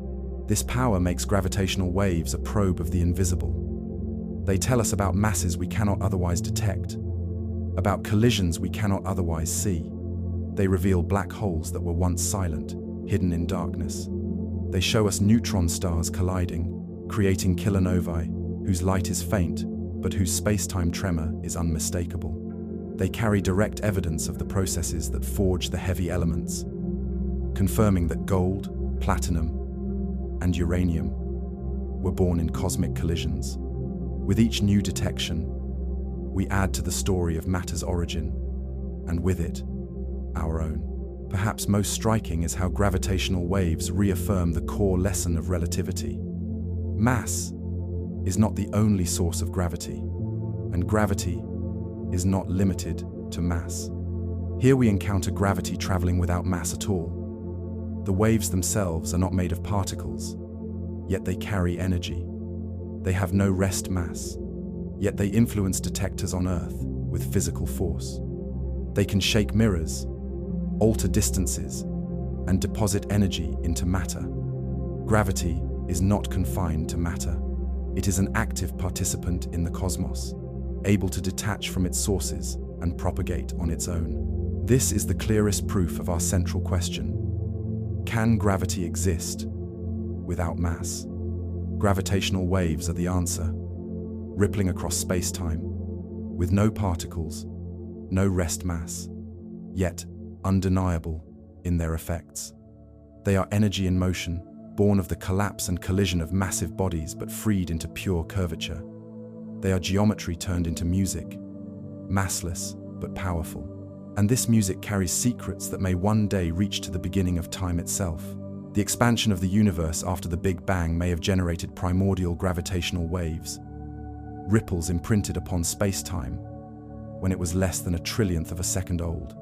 Unlike light, which could not escape until the universe cooled enough to become transparent, gravitational waves from that first instant would still be traveling today. Detecting them would mean listening to the birth cry of the cosmos, a sound older than any star, older even than atoms. If we can hear it, we may glimpse physics beyond anything known, the unification of forces, the birth of space-time itself.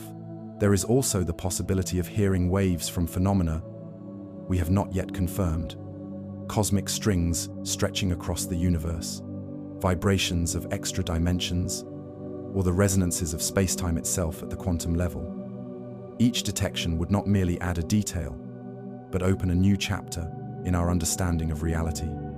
The fact that such possibilities exist at all shows how radical gravitational waves are. They are not only another kind of astronomy, they are a new way of touching the foundation of existence. And so, the story of gravitational waves brings us back to our guiding theme. Gravity is not bound to matter. It can travel without substance, carry energy without particles, and shape the universe in forms our senses cannot imagine. Gravitational waves prove that geometry itself can move, that space-time is not passive but dynamic, and that the pull we feel beneath our feet is only one face of a far greater reality. As we close this chapter, the message is clear. Gravity without mass is not speculation. It is a fact written into the detectors on Earth, into the chirps of merging black holes, into the stretching of space-time itself. It is a fact that has transformed physics, astronomy, and our vision of the cosmos. Gravity can sing, and it sings without mass. The next step in our journey brings us back to the familiar, but now with deeper understanding. For all its strange manifestations, gravity is still most familiar to us, through mass, through planets, stars, and black holes. And while energy in all its forms can bend space-time, mass remains the most visible and intuitive source. To see why, we must return to the empire of mass, where gravity rules with overwhelming power, shaping the largest structures and the most extreme objects. For all that we have discovered about energy, light, pressure, and even emptiness as sources of gravity, there remains a truth that is both humbling and familiar. Mass still dominates our experience of the cosmos. When we stand upon the Earth, what holds us is the mass of rock and metal beneath our feet. When we look to the sun, what binds the planets to their paths is the overwhelming pull of its mass. When galaxies spin and clusters form, when black holes collapse, it is mass concentrated into staggering density that shapes the fate of stars and systems. Energy may be the more general source, but mass is its most tangible and commanding form. The story of mass in gravity is an ancient one. Newton gave us the law of universal gravitation, describing how every mass pulls on every other with a force proportional to their product and inversely proportional to the square of their distance. This was the first universal law, one that explained falling apples and orbiting moons in a single sweep. In Newton's vision, mass was both the source and the subject of gravity. It was what pulled, and it was what was pulled. The theory worked so well that for centuries it defined our intuition. Even today, when we speak casually of gravity, what we mean is mass attracting mass. Einstein replaced Newton's force with the curvature of space-time, but he did not erase the centrality of mass. Instead, he expanded it, showing that mass is only one form of energy among many. Yet in the everyday world, where velocities are small compared to the speed of light, and pressures are tiny compared to those inside stars, mass is the dominant entry in the stress-energy tensor. It overwhelms pressure, it dwarfs radiation, it outshines the vacuum's whisper. For human beings walking upon a planet, for engineers building satellites, for astronomers charting orbits, mass remains the simplest and strongest source of gravity. Consider the Earth. Its gravity is not noticeably influenced by the energy of sunlight or the pressure of its atmosphere. These effects are present, but they are vanishingly small compared to the mass of the planet itself. The Earth bends space-time because it contains 5.97 times 10 to the power of 24 kilograms of matter, not because of the energy of its weather systems. The Moon circles the Earth because of that mass. Tides rise and fall under its pull. Our sense of up and down, our very definition of weight, are dictated by mass. The same is true at the scale of stars. The Sun's radiation contributes to its gravity, but its mass dominates by far. The orbits of planets are determined almost entirely by the Sun's 2 times 10 to the power of 30 kilograms of matter. That mass bends space-time deeply enough to hold an entire planetary system in place for billions of years. Light streams outward, pressure pushes against collapse, but it is mass that makes the solar system possible. Black holes take this to the extreme. They are the purest examples of mass energy concentrated into geometry. When a star collapses beyond the ability of pressure to resist, its mass curves space-time so steeply that nothing can escape. A black hole is not made of matter in the ordinary sense. It is an event horizon, a boundary beyond which mass and energy are trapped.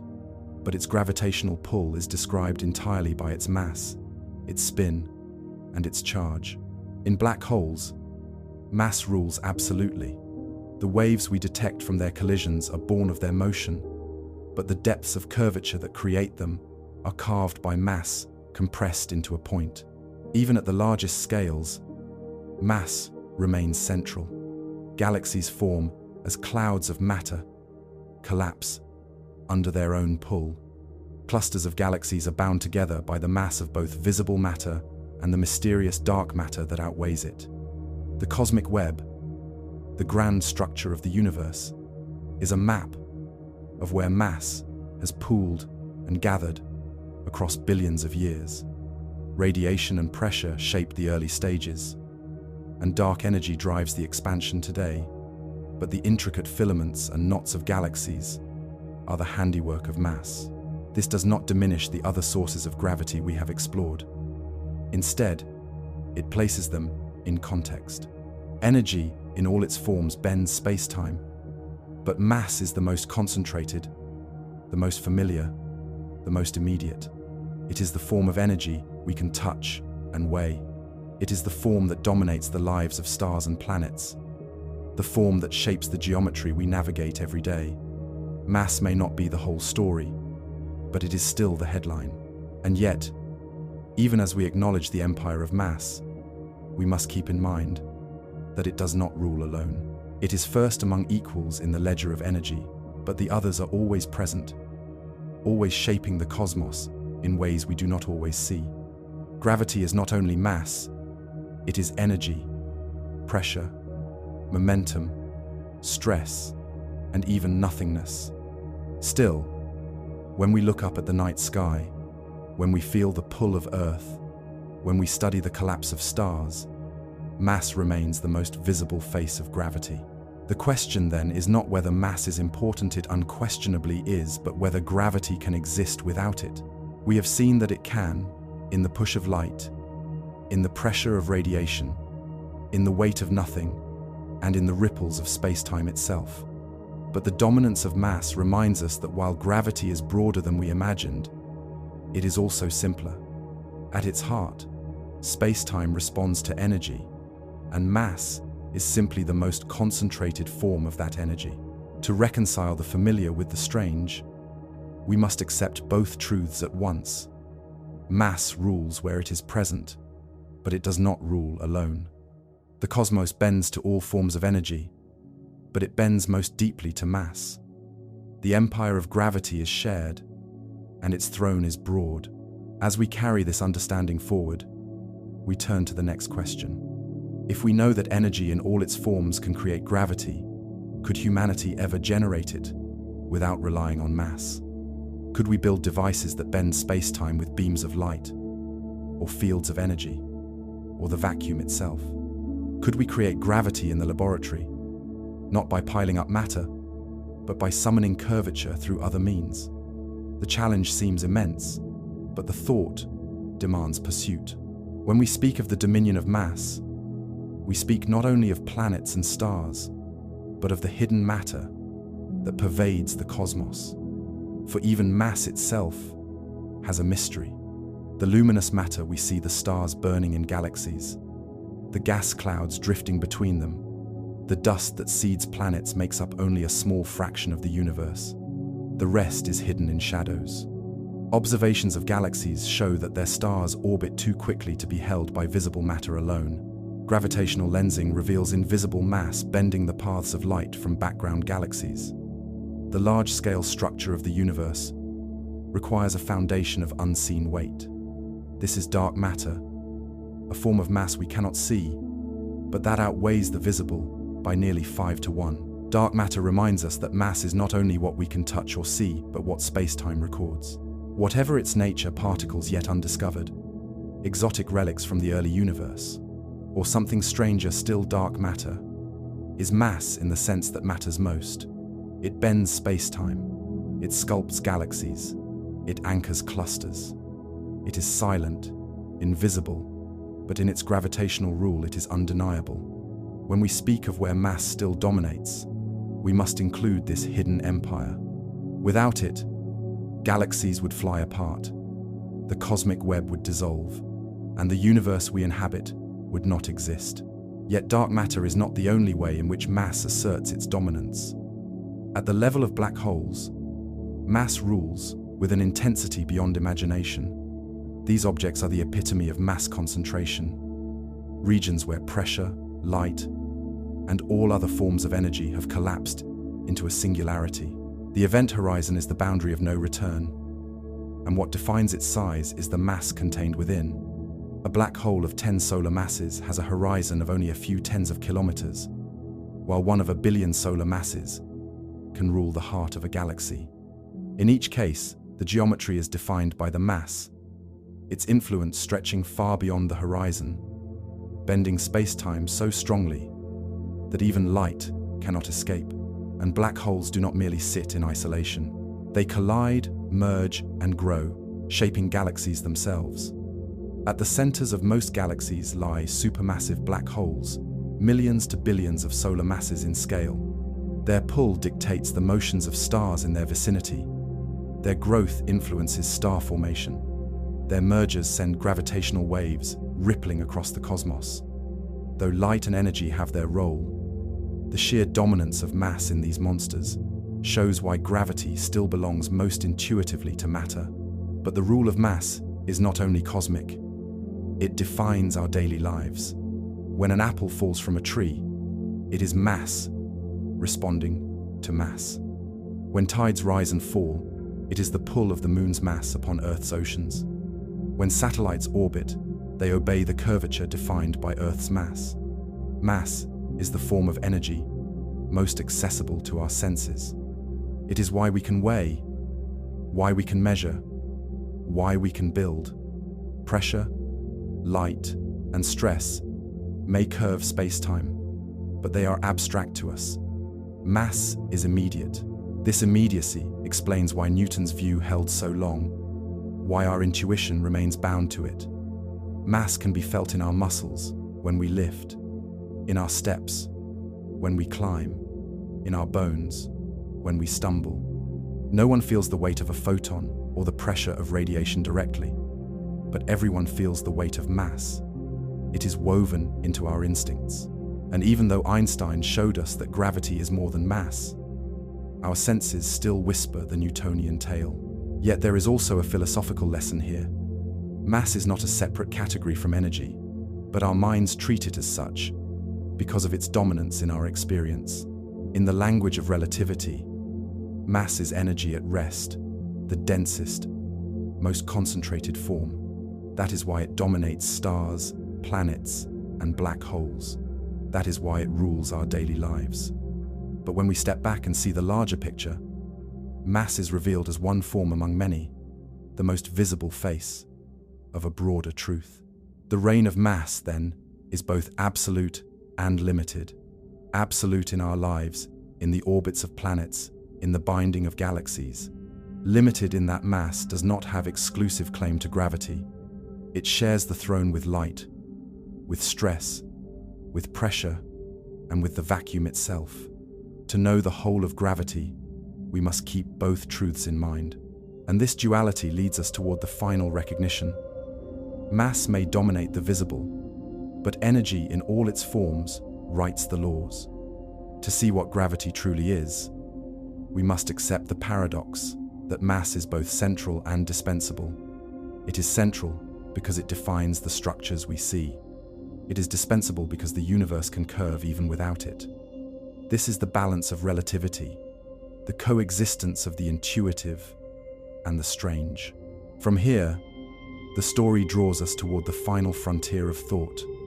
If mass is not required for gravity, could we ever harness this in practice?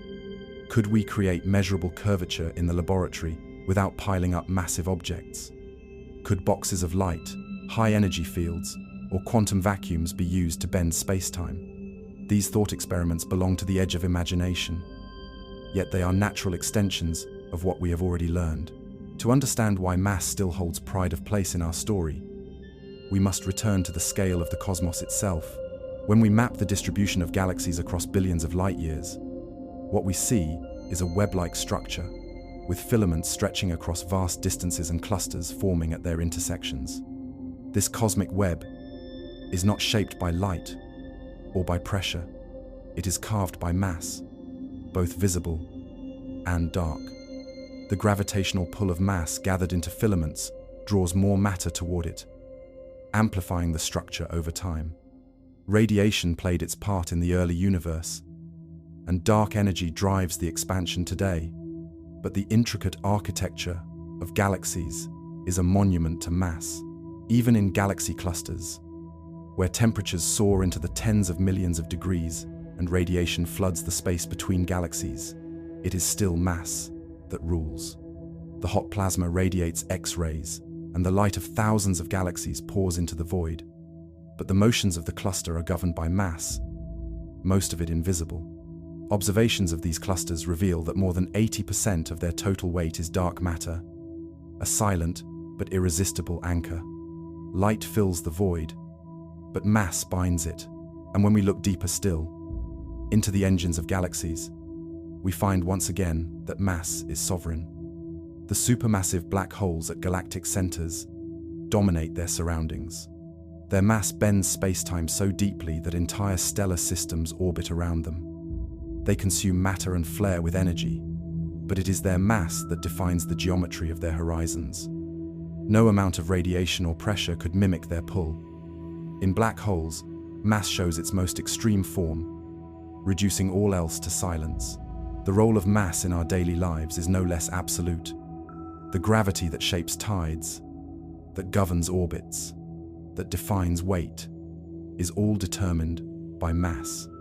The fact that we live upon a planet, orbit a star, and exist in a galaxy is owed to the overwhelming presence of mass. It is this immediacy that keeps our intuition bound to Newton's picture.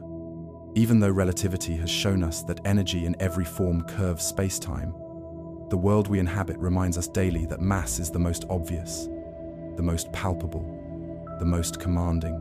Yet the persistence of mass as the central player does not erase the broader truth. It is tempting to imagine that mass is the true ruler of gravity, but Einstein's equations forbid such simplicity. Mass is only one entry in the ledger of energy, and though it dominates where it is present, it does not reign alone. Pressure, light, stress, and even emptiness itself must be counted. The cosmos listens to all of them. Gravity is impartial. It bends to every form of energy without prejudice. This duality of mass as dominant but not exclusive reshapes how we think of gravity. On the one hand, mass gives us the strength of gravity we experience every day, the anchor that holds us to Earth, the orbit that binds us to the Sunday. On the other hand, the universe teaches us that gravity extends far beyond mass. It is written into light, into waves of curvature, into the vacuum itself. We live in the empire of mass, but the empire is part of a larger kingdom. The dominance of mass also hides a subtle irony. For all its rule, mass is itself only energy in another form. It is not fundamental, but emergent. Matter is built of particles whose masses arise from fields, from interactions, from symmetries broken in the early universe. The Higgs field gives mass to particles, but even here, energy is the true source. Mass is the most familiar and powerful form of energy, but it is not the most fundamental. This recognition closes the circle of our question. Gravity is not about mass alone. It is about energy in every form. And so, while mass still rules in the most obvious ways in the structures of galaxies, in the pull of planets, in the collapse of stars, it is only part of the story. Gravity can and does exist without it. We have seen how photons can bend space, how pressure deepens curvature, how the vacuum pushes galaxies apart, how gravitational waves carry energy across billions of light years. Mass is the most visible face of gravity, but not its only one. As we step from this recognition, we move toward the frontier of imagination. If mass is not necessary for gravity, could we ever create it without mass? Could we bend space-time in the laboratory using only energy, light, or fields? Could we engineer gravity from nothing? These are questions that draw us into thought experiments at the edge of science, where theory meets speculation, and where the possibility of creating gravity without matter becomes a tantalizing challenge for the future. The question has lingered since Einstein first expanded Newton's simple vision into the geometry of space-time. If energy in all its forms bends the fabric of reality, and if mass is only one way of packaging that energy, then what prevents us from creating gravity without piling up massive objects? Could a laboratory experiment, a beam of light, or a field of pure energy create curvature strong enough to detect. Could humanity ever learn not just to observe gravity, but to generate it deliberately, shaping space-time as easily as we shape light with lenses or sound with speakers? At first glance, the task seems impossible. The pull of gravity is astonishingly weak compared to the other forces of nature. Electromagnetism is so much stronger that a small magnet can lift a paperclip against the entire mass of the Earth. Nuclear forces are stronger still, binding the hearts of atoms. Gravity only dominates on cosmic scales because it is purely attractive, because it never cancels itself out, and because matter is abundant. To replicate its effect in a laboratory, without relying on mass, requires either enormous energy or exquisite sensitivity. Thought experiments help us imagine how this might be done. Consider a box filled with light. Photons have no rest mass, but they carry energy, and energy curves space-time. Seal a powerful laser inside a mirrored cavity, and the box should become slightly heavier than the same box without light. Its gravitational field should be correspondingly stronger, though the difference would be unimaginably small. A single laser beam in open space would do the same, bending space-time along its path. In principle, one could create gravity this way. In practice, the effect would be so tiny that no current detector could hope to measure it. Another possibility lies in radiation pressure and momentum flux. In stars, photons pushing outward help to balance the inward pull of gravity. If we could generate a region of space dominated by radiation pressure, we would generate curvature. Physicists sometimes imagine filling a chamber with an intense photon gas, creating what is effectively a pocket of gravitational influence made entirely of light. The idea is sound, but the required energy density is far beyond anything we can achieve. Even the most powerful lasers on Earth produce effects that are dwarfed by the tiniest gravitational pulls of everyday objects. Then there are the quantum possibilities. The Casimir effect shows that even the vacuum is not empty, but seethes with virtual particles and fluctuating fields. Two conducting plates placed close together feel a slight attraction due to changes in the quantum vacuum between them. This effect is real, measurable, and arises from nothing but the structure of empty space. If the vacuum can push plates together, can it also curve space-time? In principle, yes. The vacuum has an energy density, and according to relativity, energy density creates gravity. The cosmological constant itself may be nothing more than vacuum energy spread across the universe. Could we harness the Casimir vacuum to generate a pocket of artificial gravity? No one knows. Speculation extends further still. Some physicists wonder whether high-energy electromagnetic fields could be arranged to create curvature detectable at laboratory scales. Others dream of manipulating the Higgs field or other fundamental fields of nature to create effective masses out of nothing. Still others suggest using superconductors or exotic quantum states of matter to mimic gravitational effects. These ideas are at the edge of what theory allows and far beyond what technology can yet achieve. But they are not forbidden by the laws of physics. The challenges are immense. To create gravity strong enough to measure without mass would require energy densities far beyond anything humanity has ever concentrated. The energies of particle colliders, powerful as they are, vanish compared to the binding energy of a planet or the collapse of a star.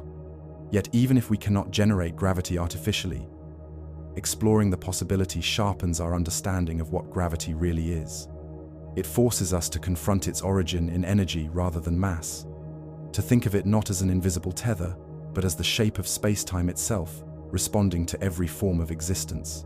The thought experiments remind us of something deeper. If we cannot yet create gravity without mass, the universe itself already does. Black holes radiate gravitational waves, massless yet powerful. Stars balance mass with photon pressure. The vacuum drives cosmic expansion. Everywhere we look, energy without matter shapes the cosmos. Humanity may not yet wield this power, but nature already demonstrates it on every scale. And so, the pursuit of creating gravity without mass is less about building machines and more about understanding the principle. It is about recognizing that gravity is not confined to the tangible weight of matter, but is written into the essence of energy. Whether we can ever control this fact is uncertain, but knowing it changes how we see reality. It tells us that gravity is not merely the pull of planets and stars, but a universal language, spoken by light, by fields, by the vacuum, and perhaps, one day, by our own experiments. The dream of creating gravity without mass draws us into a landscape of both science and imagination. For while our instruments are not yet capable of bending space-time on command, our theories insist that the boundary between the possible and the impossible is thinner than we think. When Einstein wrote down his equations of general relativity, he left no exemption for human technology. If energy curves space-time, then in principle any energy, no matter its form, could be harnessed. The question is not whether it is allowed, but whether we can ever gather enough of it in the right way to make the effect noticeable. One of the simplest thought experiments begins with a beam of light.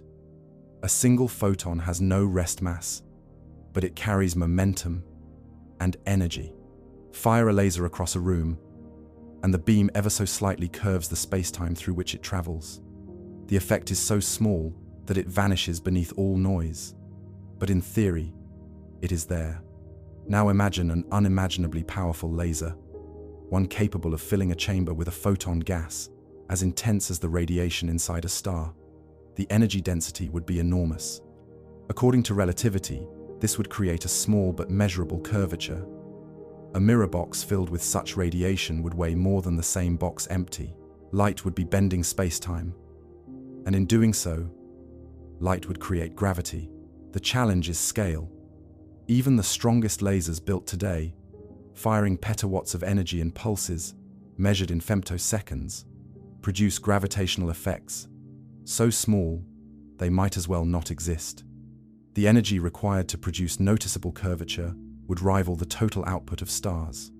For now, such experiments belong to science fiction, and yet they sharpen the imagination. They remind us that in the deepest sense, mass is not necessary. What we call mass is simply the most familiar, concentrated form of energy. Other proposals push into the realm of quantum physics. The Casimir effect, measured with exquisite precision, shows that vacuum fluctuations have real consequences. The plates of a Casimir experiment feel an attraction not because of hidden matter, but because of the vacuum's restless energy.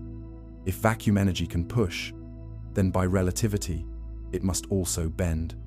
The cosmological constant may be a manifestation of this on cosmic scales, with the vacuum of space itself driving galaxies apart. Could a laboratory Casimir experiment ever produce detectable curvature? The forces are tiny, but if we learn to manipulate vacuum energy, the possibility cannot be excluded. Some have speculated about exotic states of matter that might mimic gravitational effects. Superconductors, with their strange quantum coherence, have been rumored in speculative research to produce anomalies in gravitational measurements, though no robust evidence has ever emerged. Others suggest that intense magnetic fields might couple to space-time in unexpected ways. These ideas live at the edges of physics, controversial and unproven, but they speak to a desire that runs deep in human thought. The desire not only to measure the cosmos, but to shape it. It is important to remember that even if we never succeed in creating artificial gravity, the universe already demonstrates it for us. Gravitational waves are generated not by mass in the ordinary sense, but by the energy of motion and collapse. Radiation pressure inside stars contributes to their gravitational fields. The vacuum itself accelerates the expansion of space. Gravity without mass is not only possible, it is happening everywhere, all the time. Our thought experiments are reflections of what nature has already perfected. And yet, there is something uniquely human in imagining these possibilities. For centuries, we dreamed of flight until we learned to harness the principles of lift. We dreamed of reaching the moon until rockets carried us there. We dreamed of splitting atoms until we mastered the nucleus. Each of these once seemed impossible, yet each became reality when theory met technology. Perhaps one day, the manipulation of space-time itself will follow the same path. The implications would be staggering. Artificial gravity fields could revolutionize space travel, freeing astronauts from the harmful effects of weightlessness. Curvature could be engineered to bend light in ways surpassing any lens, opening possibilities for communication, imaging, and even cloaking. At its most speculative, control over gravity could reshape energy itself, tapping into reservoirs hidden in the geometry of space-time. Such visions are distant, but they are not forbidden by the laws of physics. They wait upon our ingenuity. For now, the experiments remain beyond our reach. But the pursuit itself enriches our understanding. Each attempt forces us to refine relativity, to test its boundaries, to explore the relationship between energy, fields, and curvature. Each thought experiment deepens our intuition, helping us to see that gravity is not only the domain of mass, but of all existence. And so, the question of creating gravity without mass remains unanswered in practice, but answered in principle. We cannot yet build machines that bend space-time with beams of light or fields of vacuum. But we know it is possible because the universe itself does it for us. Every photon, every fluctuation, every wave of curvature is a reminder that gravity belongs not only to matter, but to energy itself. The challenge ahead is not to prove this truth, but to learn whether we can ever harness it. The pursuit of creating gravity without mass leads us into a place where science, philosophy, and imagination converge. We know the principles. Einstein's equations do not distinguish between energy stored in matter and energy stored in light, fields, or vacuum. Every form contributes to curvature. The question is whether we, as beings of limited scale, can ever marshal enough energy in the right configuration to bend space-time in a way we can control. This question is not only technical but existential, for it forces us to confront our role in the cosmos. Are we forever observers of gravity, or can we become its sculptors? History suggests caution. Humanity has often dreamed ahead of its means, envisioning powers long before technology could deliver them. In the 19th century, writers imagined voyages to the moon and machines that could fly, while engineers still struggled to build reliable steam engines. In the early 20th century, physicists speculated about splitting the atom long before accelerators revealed the nucleus. Today, we stand in a similar place with gravity. We know it is possible in principle to generate curvature without mass. We can even describe how it would work, with boxes of light, with quantum vacuums, with immense fields. But the energy scales required are staggering, far beyond our present reach. The difference between principle and practice stretches wider than the gap between a dream and a rocket. Still, the very act of asking reshapes our view. For centuries, gravity was imagined as the most rigid of forces, the immutable background of all motion. Now we know it is pliable. We know it can ripple, bend, and stretch.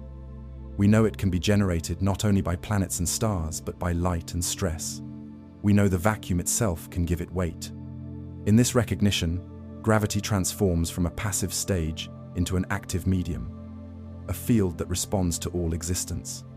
To imagine shaping it is to imagine engaging with the universe at its most fundamental level. Even if laboratory control proves forever impossible, the universe has already answered the question for us. When neutron stars collide, they release bursts of gravitational waves, waves of pure energy, with no mass attached. When light streams outward from the sun, its radiation pressure curves space-time alongside the mass that generates it. When the vacuum drives cosmic acceleration, empty space itself becomes a gravitational actor. In these examples, we see gravity without mass, not as a speculation, but as a fact. We may not yet wield it, but we live within its reach. And so, the idea of creating gravity without mass becomes a mirror. It reflects back to us our curiosity, our ambition, and our humility. It shows us that nature is already doing what we dream of, on scales far larger than we can imagine. It reminds us that our place is not only to master, but to understand.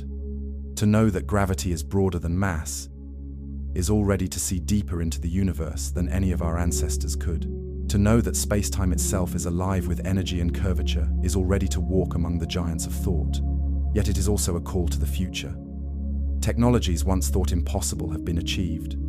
Dreams once dismissed as fantasy have been realized. If energy and ingenuity continue to grow, if theories guide us toward breakthroughs, perhaps one day, humanity will bend space-time, not only by accident, but by design. Perhaps artificial gravity fields will one day hold spacecraft together, not with spinning habitats, but with engineered curvature. Perhaps beams of light will one day sculpt space-time as easily as lasers sculpt patterns of illumination today. Perhaps the dream of creating gravity without mass will pass from speculation into history, as other dreams have before. But even if it never comes, the lesson remains. Gravity is not owned by mass. It is not limited to the pull of matter. It is written into the fabric of energy itself, in all its forms. The cosmos bends and sways not only to the weight of planets and stars, but to the presence of light, of fields, of pressure, of vacuum. To ask whether we can create gravity without mass is to acknowledge that mass is not the true essence. Energy is. And gravity is the shape that energy writes upon space-time. Thus, the chapter closes with both humility and wonder. We may never hold in our hands the ability to sculpt gravity as we sculpt light, but we already know enough to see that gravity does not require mass. It requires only energy, and energy is everywhere. The universe itself is the laboratory, the proof, the answer. From here, we move to the final reflection.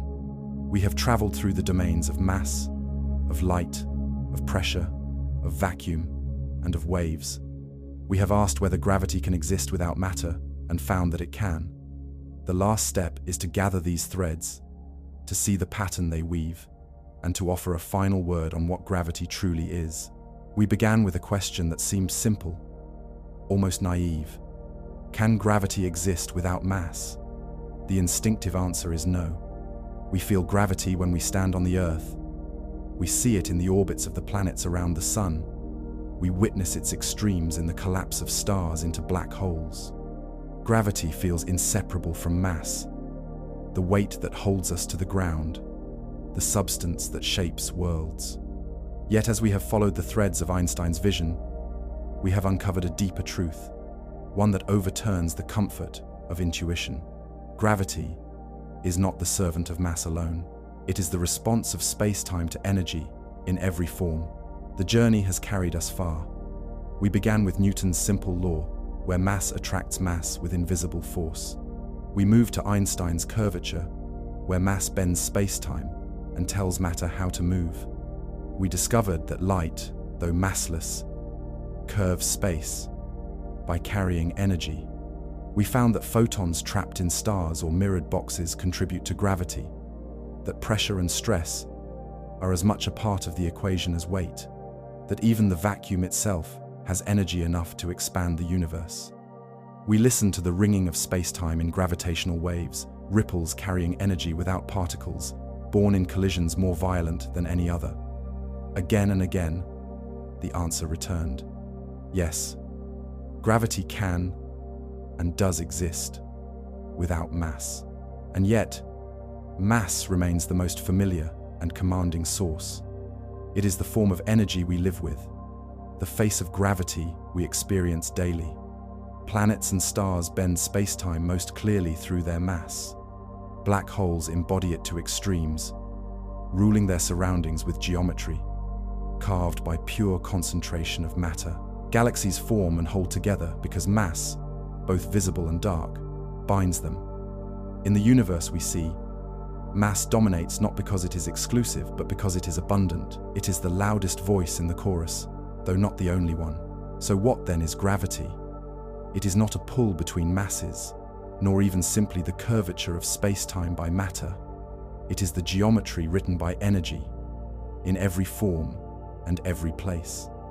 It is the shape of reality itself, responding to light, to pressure, to momentum, to vacuum, to waves, to everything that exists.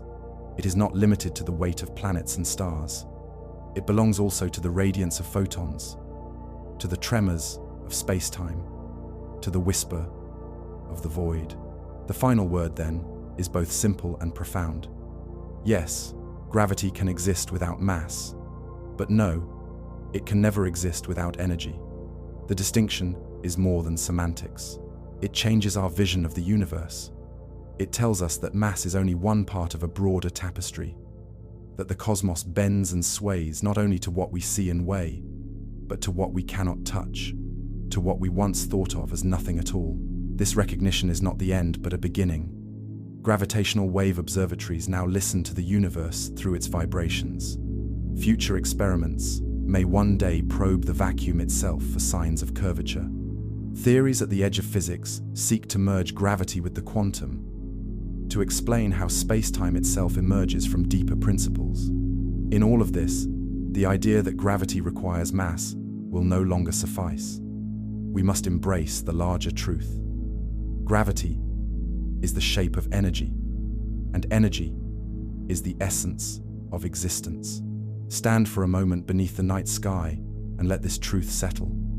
The pull you feel underfoot comes from Earth's mass. The orbit that carries you around the sun is carved by matter gathered into a star.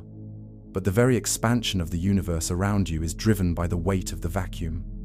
The galaxies you see are held by invisible dark matter. The cosmos itself trembles with waves of pure curvature. Gravity surrounds you not only as the pull of matter, but as the music of energy in all its forms. So the answer to our question is not only yes, but more than yes. Gravity without mass is not a rare exception. It is the rule, the reality, the way the universe works. Mass is only the most visible expression of a truth far deeper. Gravity is not the pull of matter.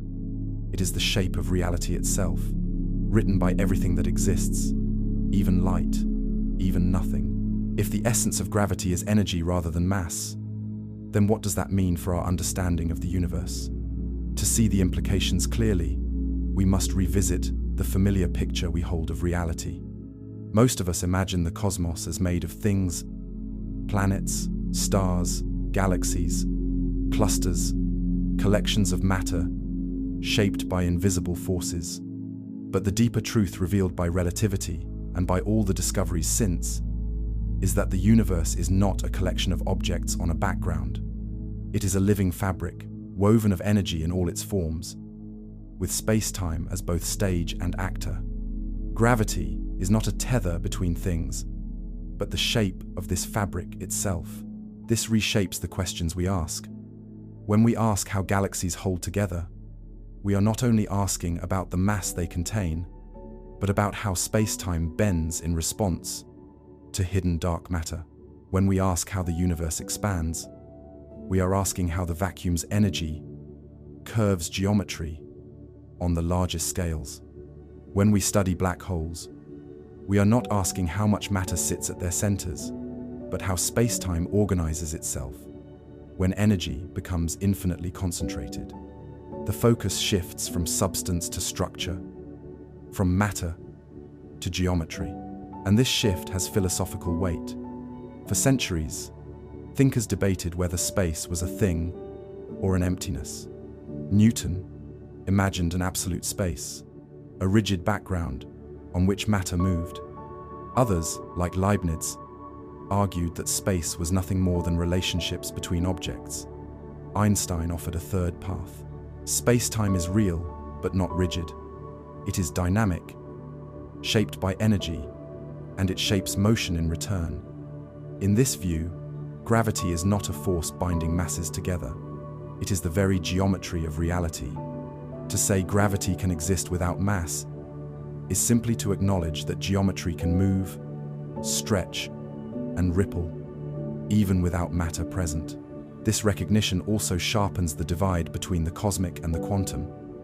On the cosmic scale, relativity reigns. and we see space-time bend under energy. On the quantum scale, fields and particles rule, and energy is carried in discrete quanta.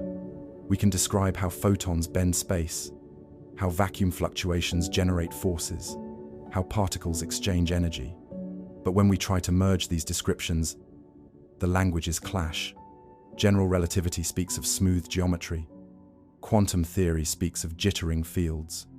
Somewhere between them lies the full truth of gravity, not as a force, not even as geometry alone, but as something deeper.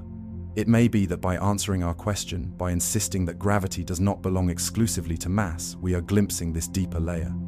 For if gravity responds to energy in every form, then it is not tied to objects at all. It belongs to existence itself, to whatever reality is made of at its most fundamental level. Whether that level is fields, strings, loops, or something as yet unimagined, gravity will be the shape that level writes upon space-time. The practical consequences are equally profound. We live in an age where gravitational wave astronomy is only beginning. Already we have detected dozens of mergers. Already we have confirmed predictions made a century ago. Already we are learning about black holes and neutron stars. But this is just the first step. Future detectors in space will hear lower frequencies, catching waves from supermassive black holes colliding across billions of light years. Networks of pulsars may reveal background hums from countless mergers across cosmic history. Instruments yet to be built may detect the faint echoes of primordial gravitational waves from the birth of the universe. Each detection will remind us that gravity is not confined to mass, but travels freely as energy itself. Even the expansion of the universe is best understood in this light. Dark energy, mysterious though it is, behaves as a uniform energy density of the vacuum. It is not mass in any sense. Yet it curves space-time on the largest scales, accelerating galaxies away from one another. Empty space has weight. The cosmos expands not because of matter, but because of the energy of nothingness. If anything proves that gravity can exist without mass, it is this: the very fabric of space is shaping the universe's destiny without matter's involvement. Thus, when we gather the lessons of relativity, of cosmology, of gravitational waves, of quantum fields, we arrive at a single vision. Gravity is not the property of matter, it is the property of energy. Mass may be its most familiar source, but mass is simply one form of energy, and not the deepest. To think otherwise is to mistake the part for the whole, the shadow for the light. This realization humbles us, for it shows that the weight we feel underfoot, the force we call gravity, is only the surface of something vast. It also empowers us, for it reminds us that our minds can reach beyond intuition, beyond instinct, into realms the senses cannot guide. To say that gravity can exist without mass is to say that the universe is broader than it appears, that what bends reality is not only the substance we see, but the energy we cannot. And so, in this second step toward the final word, we recognize that our question is not only about physics, it is about perspective. Mass rules our daily lives, but energy rules the universe. Gravity is the story of energy in motion, written into space-time. The next step, the true closing of the circle, is to gather this recognition into a vision of the cosmos that is both scientific and poetic, both precise and expansive, both humbling and inspiring. To close the journey, we must step back and look at the universe with new eyes. We have followed gravity from the weight of the Earth to the ripples of space-time, from the push of light to the whisper of the vacuum, from the collapse of stars to the expansion of the cosmos itself. At every turn, we have asked whether gravity requires mass, and at every turn, the universe has answered no. It requires energy, and energy is everywhere. Consider again the most ordinary of experiences. You stand upon the ground, feeling the pull beneath your feet. It is easy to think of this as the Earth's mass reaching for you, pulling you downward. But what is that mass? It is energy condensed into atoms, fields, and particles. all bound together by the laws of physics. The weight you feel is not mass alone, but the energy of matter arranged into a planet. The Earth bends space-time, not because of its substance, but because of its energy content. Even in the simplest experience of weight, the deeper truth is present. Now lift your gaze to the night sky. Every star you see bends space, not only by its matter, but by its radiation, its pressure, its turbulent motions. Galaxies are held together not only by the stars within them, but by oceans of dark matter unseen, energy in a form we do not yet comprehend. The universe itself is expanding not only because of matter, but because of the vacuum, whose energy accelerates the flow of time and distance. Everywhere, in every direction, gravity whispers its broader truth.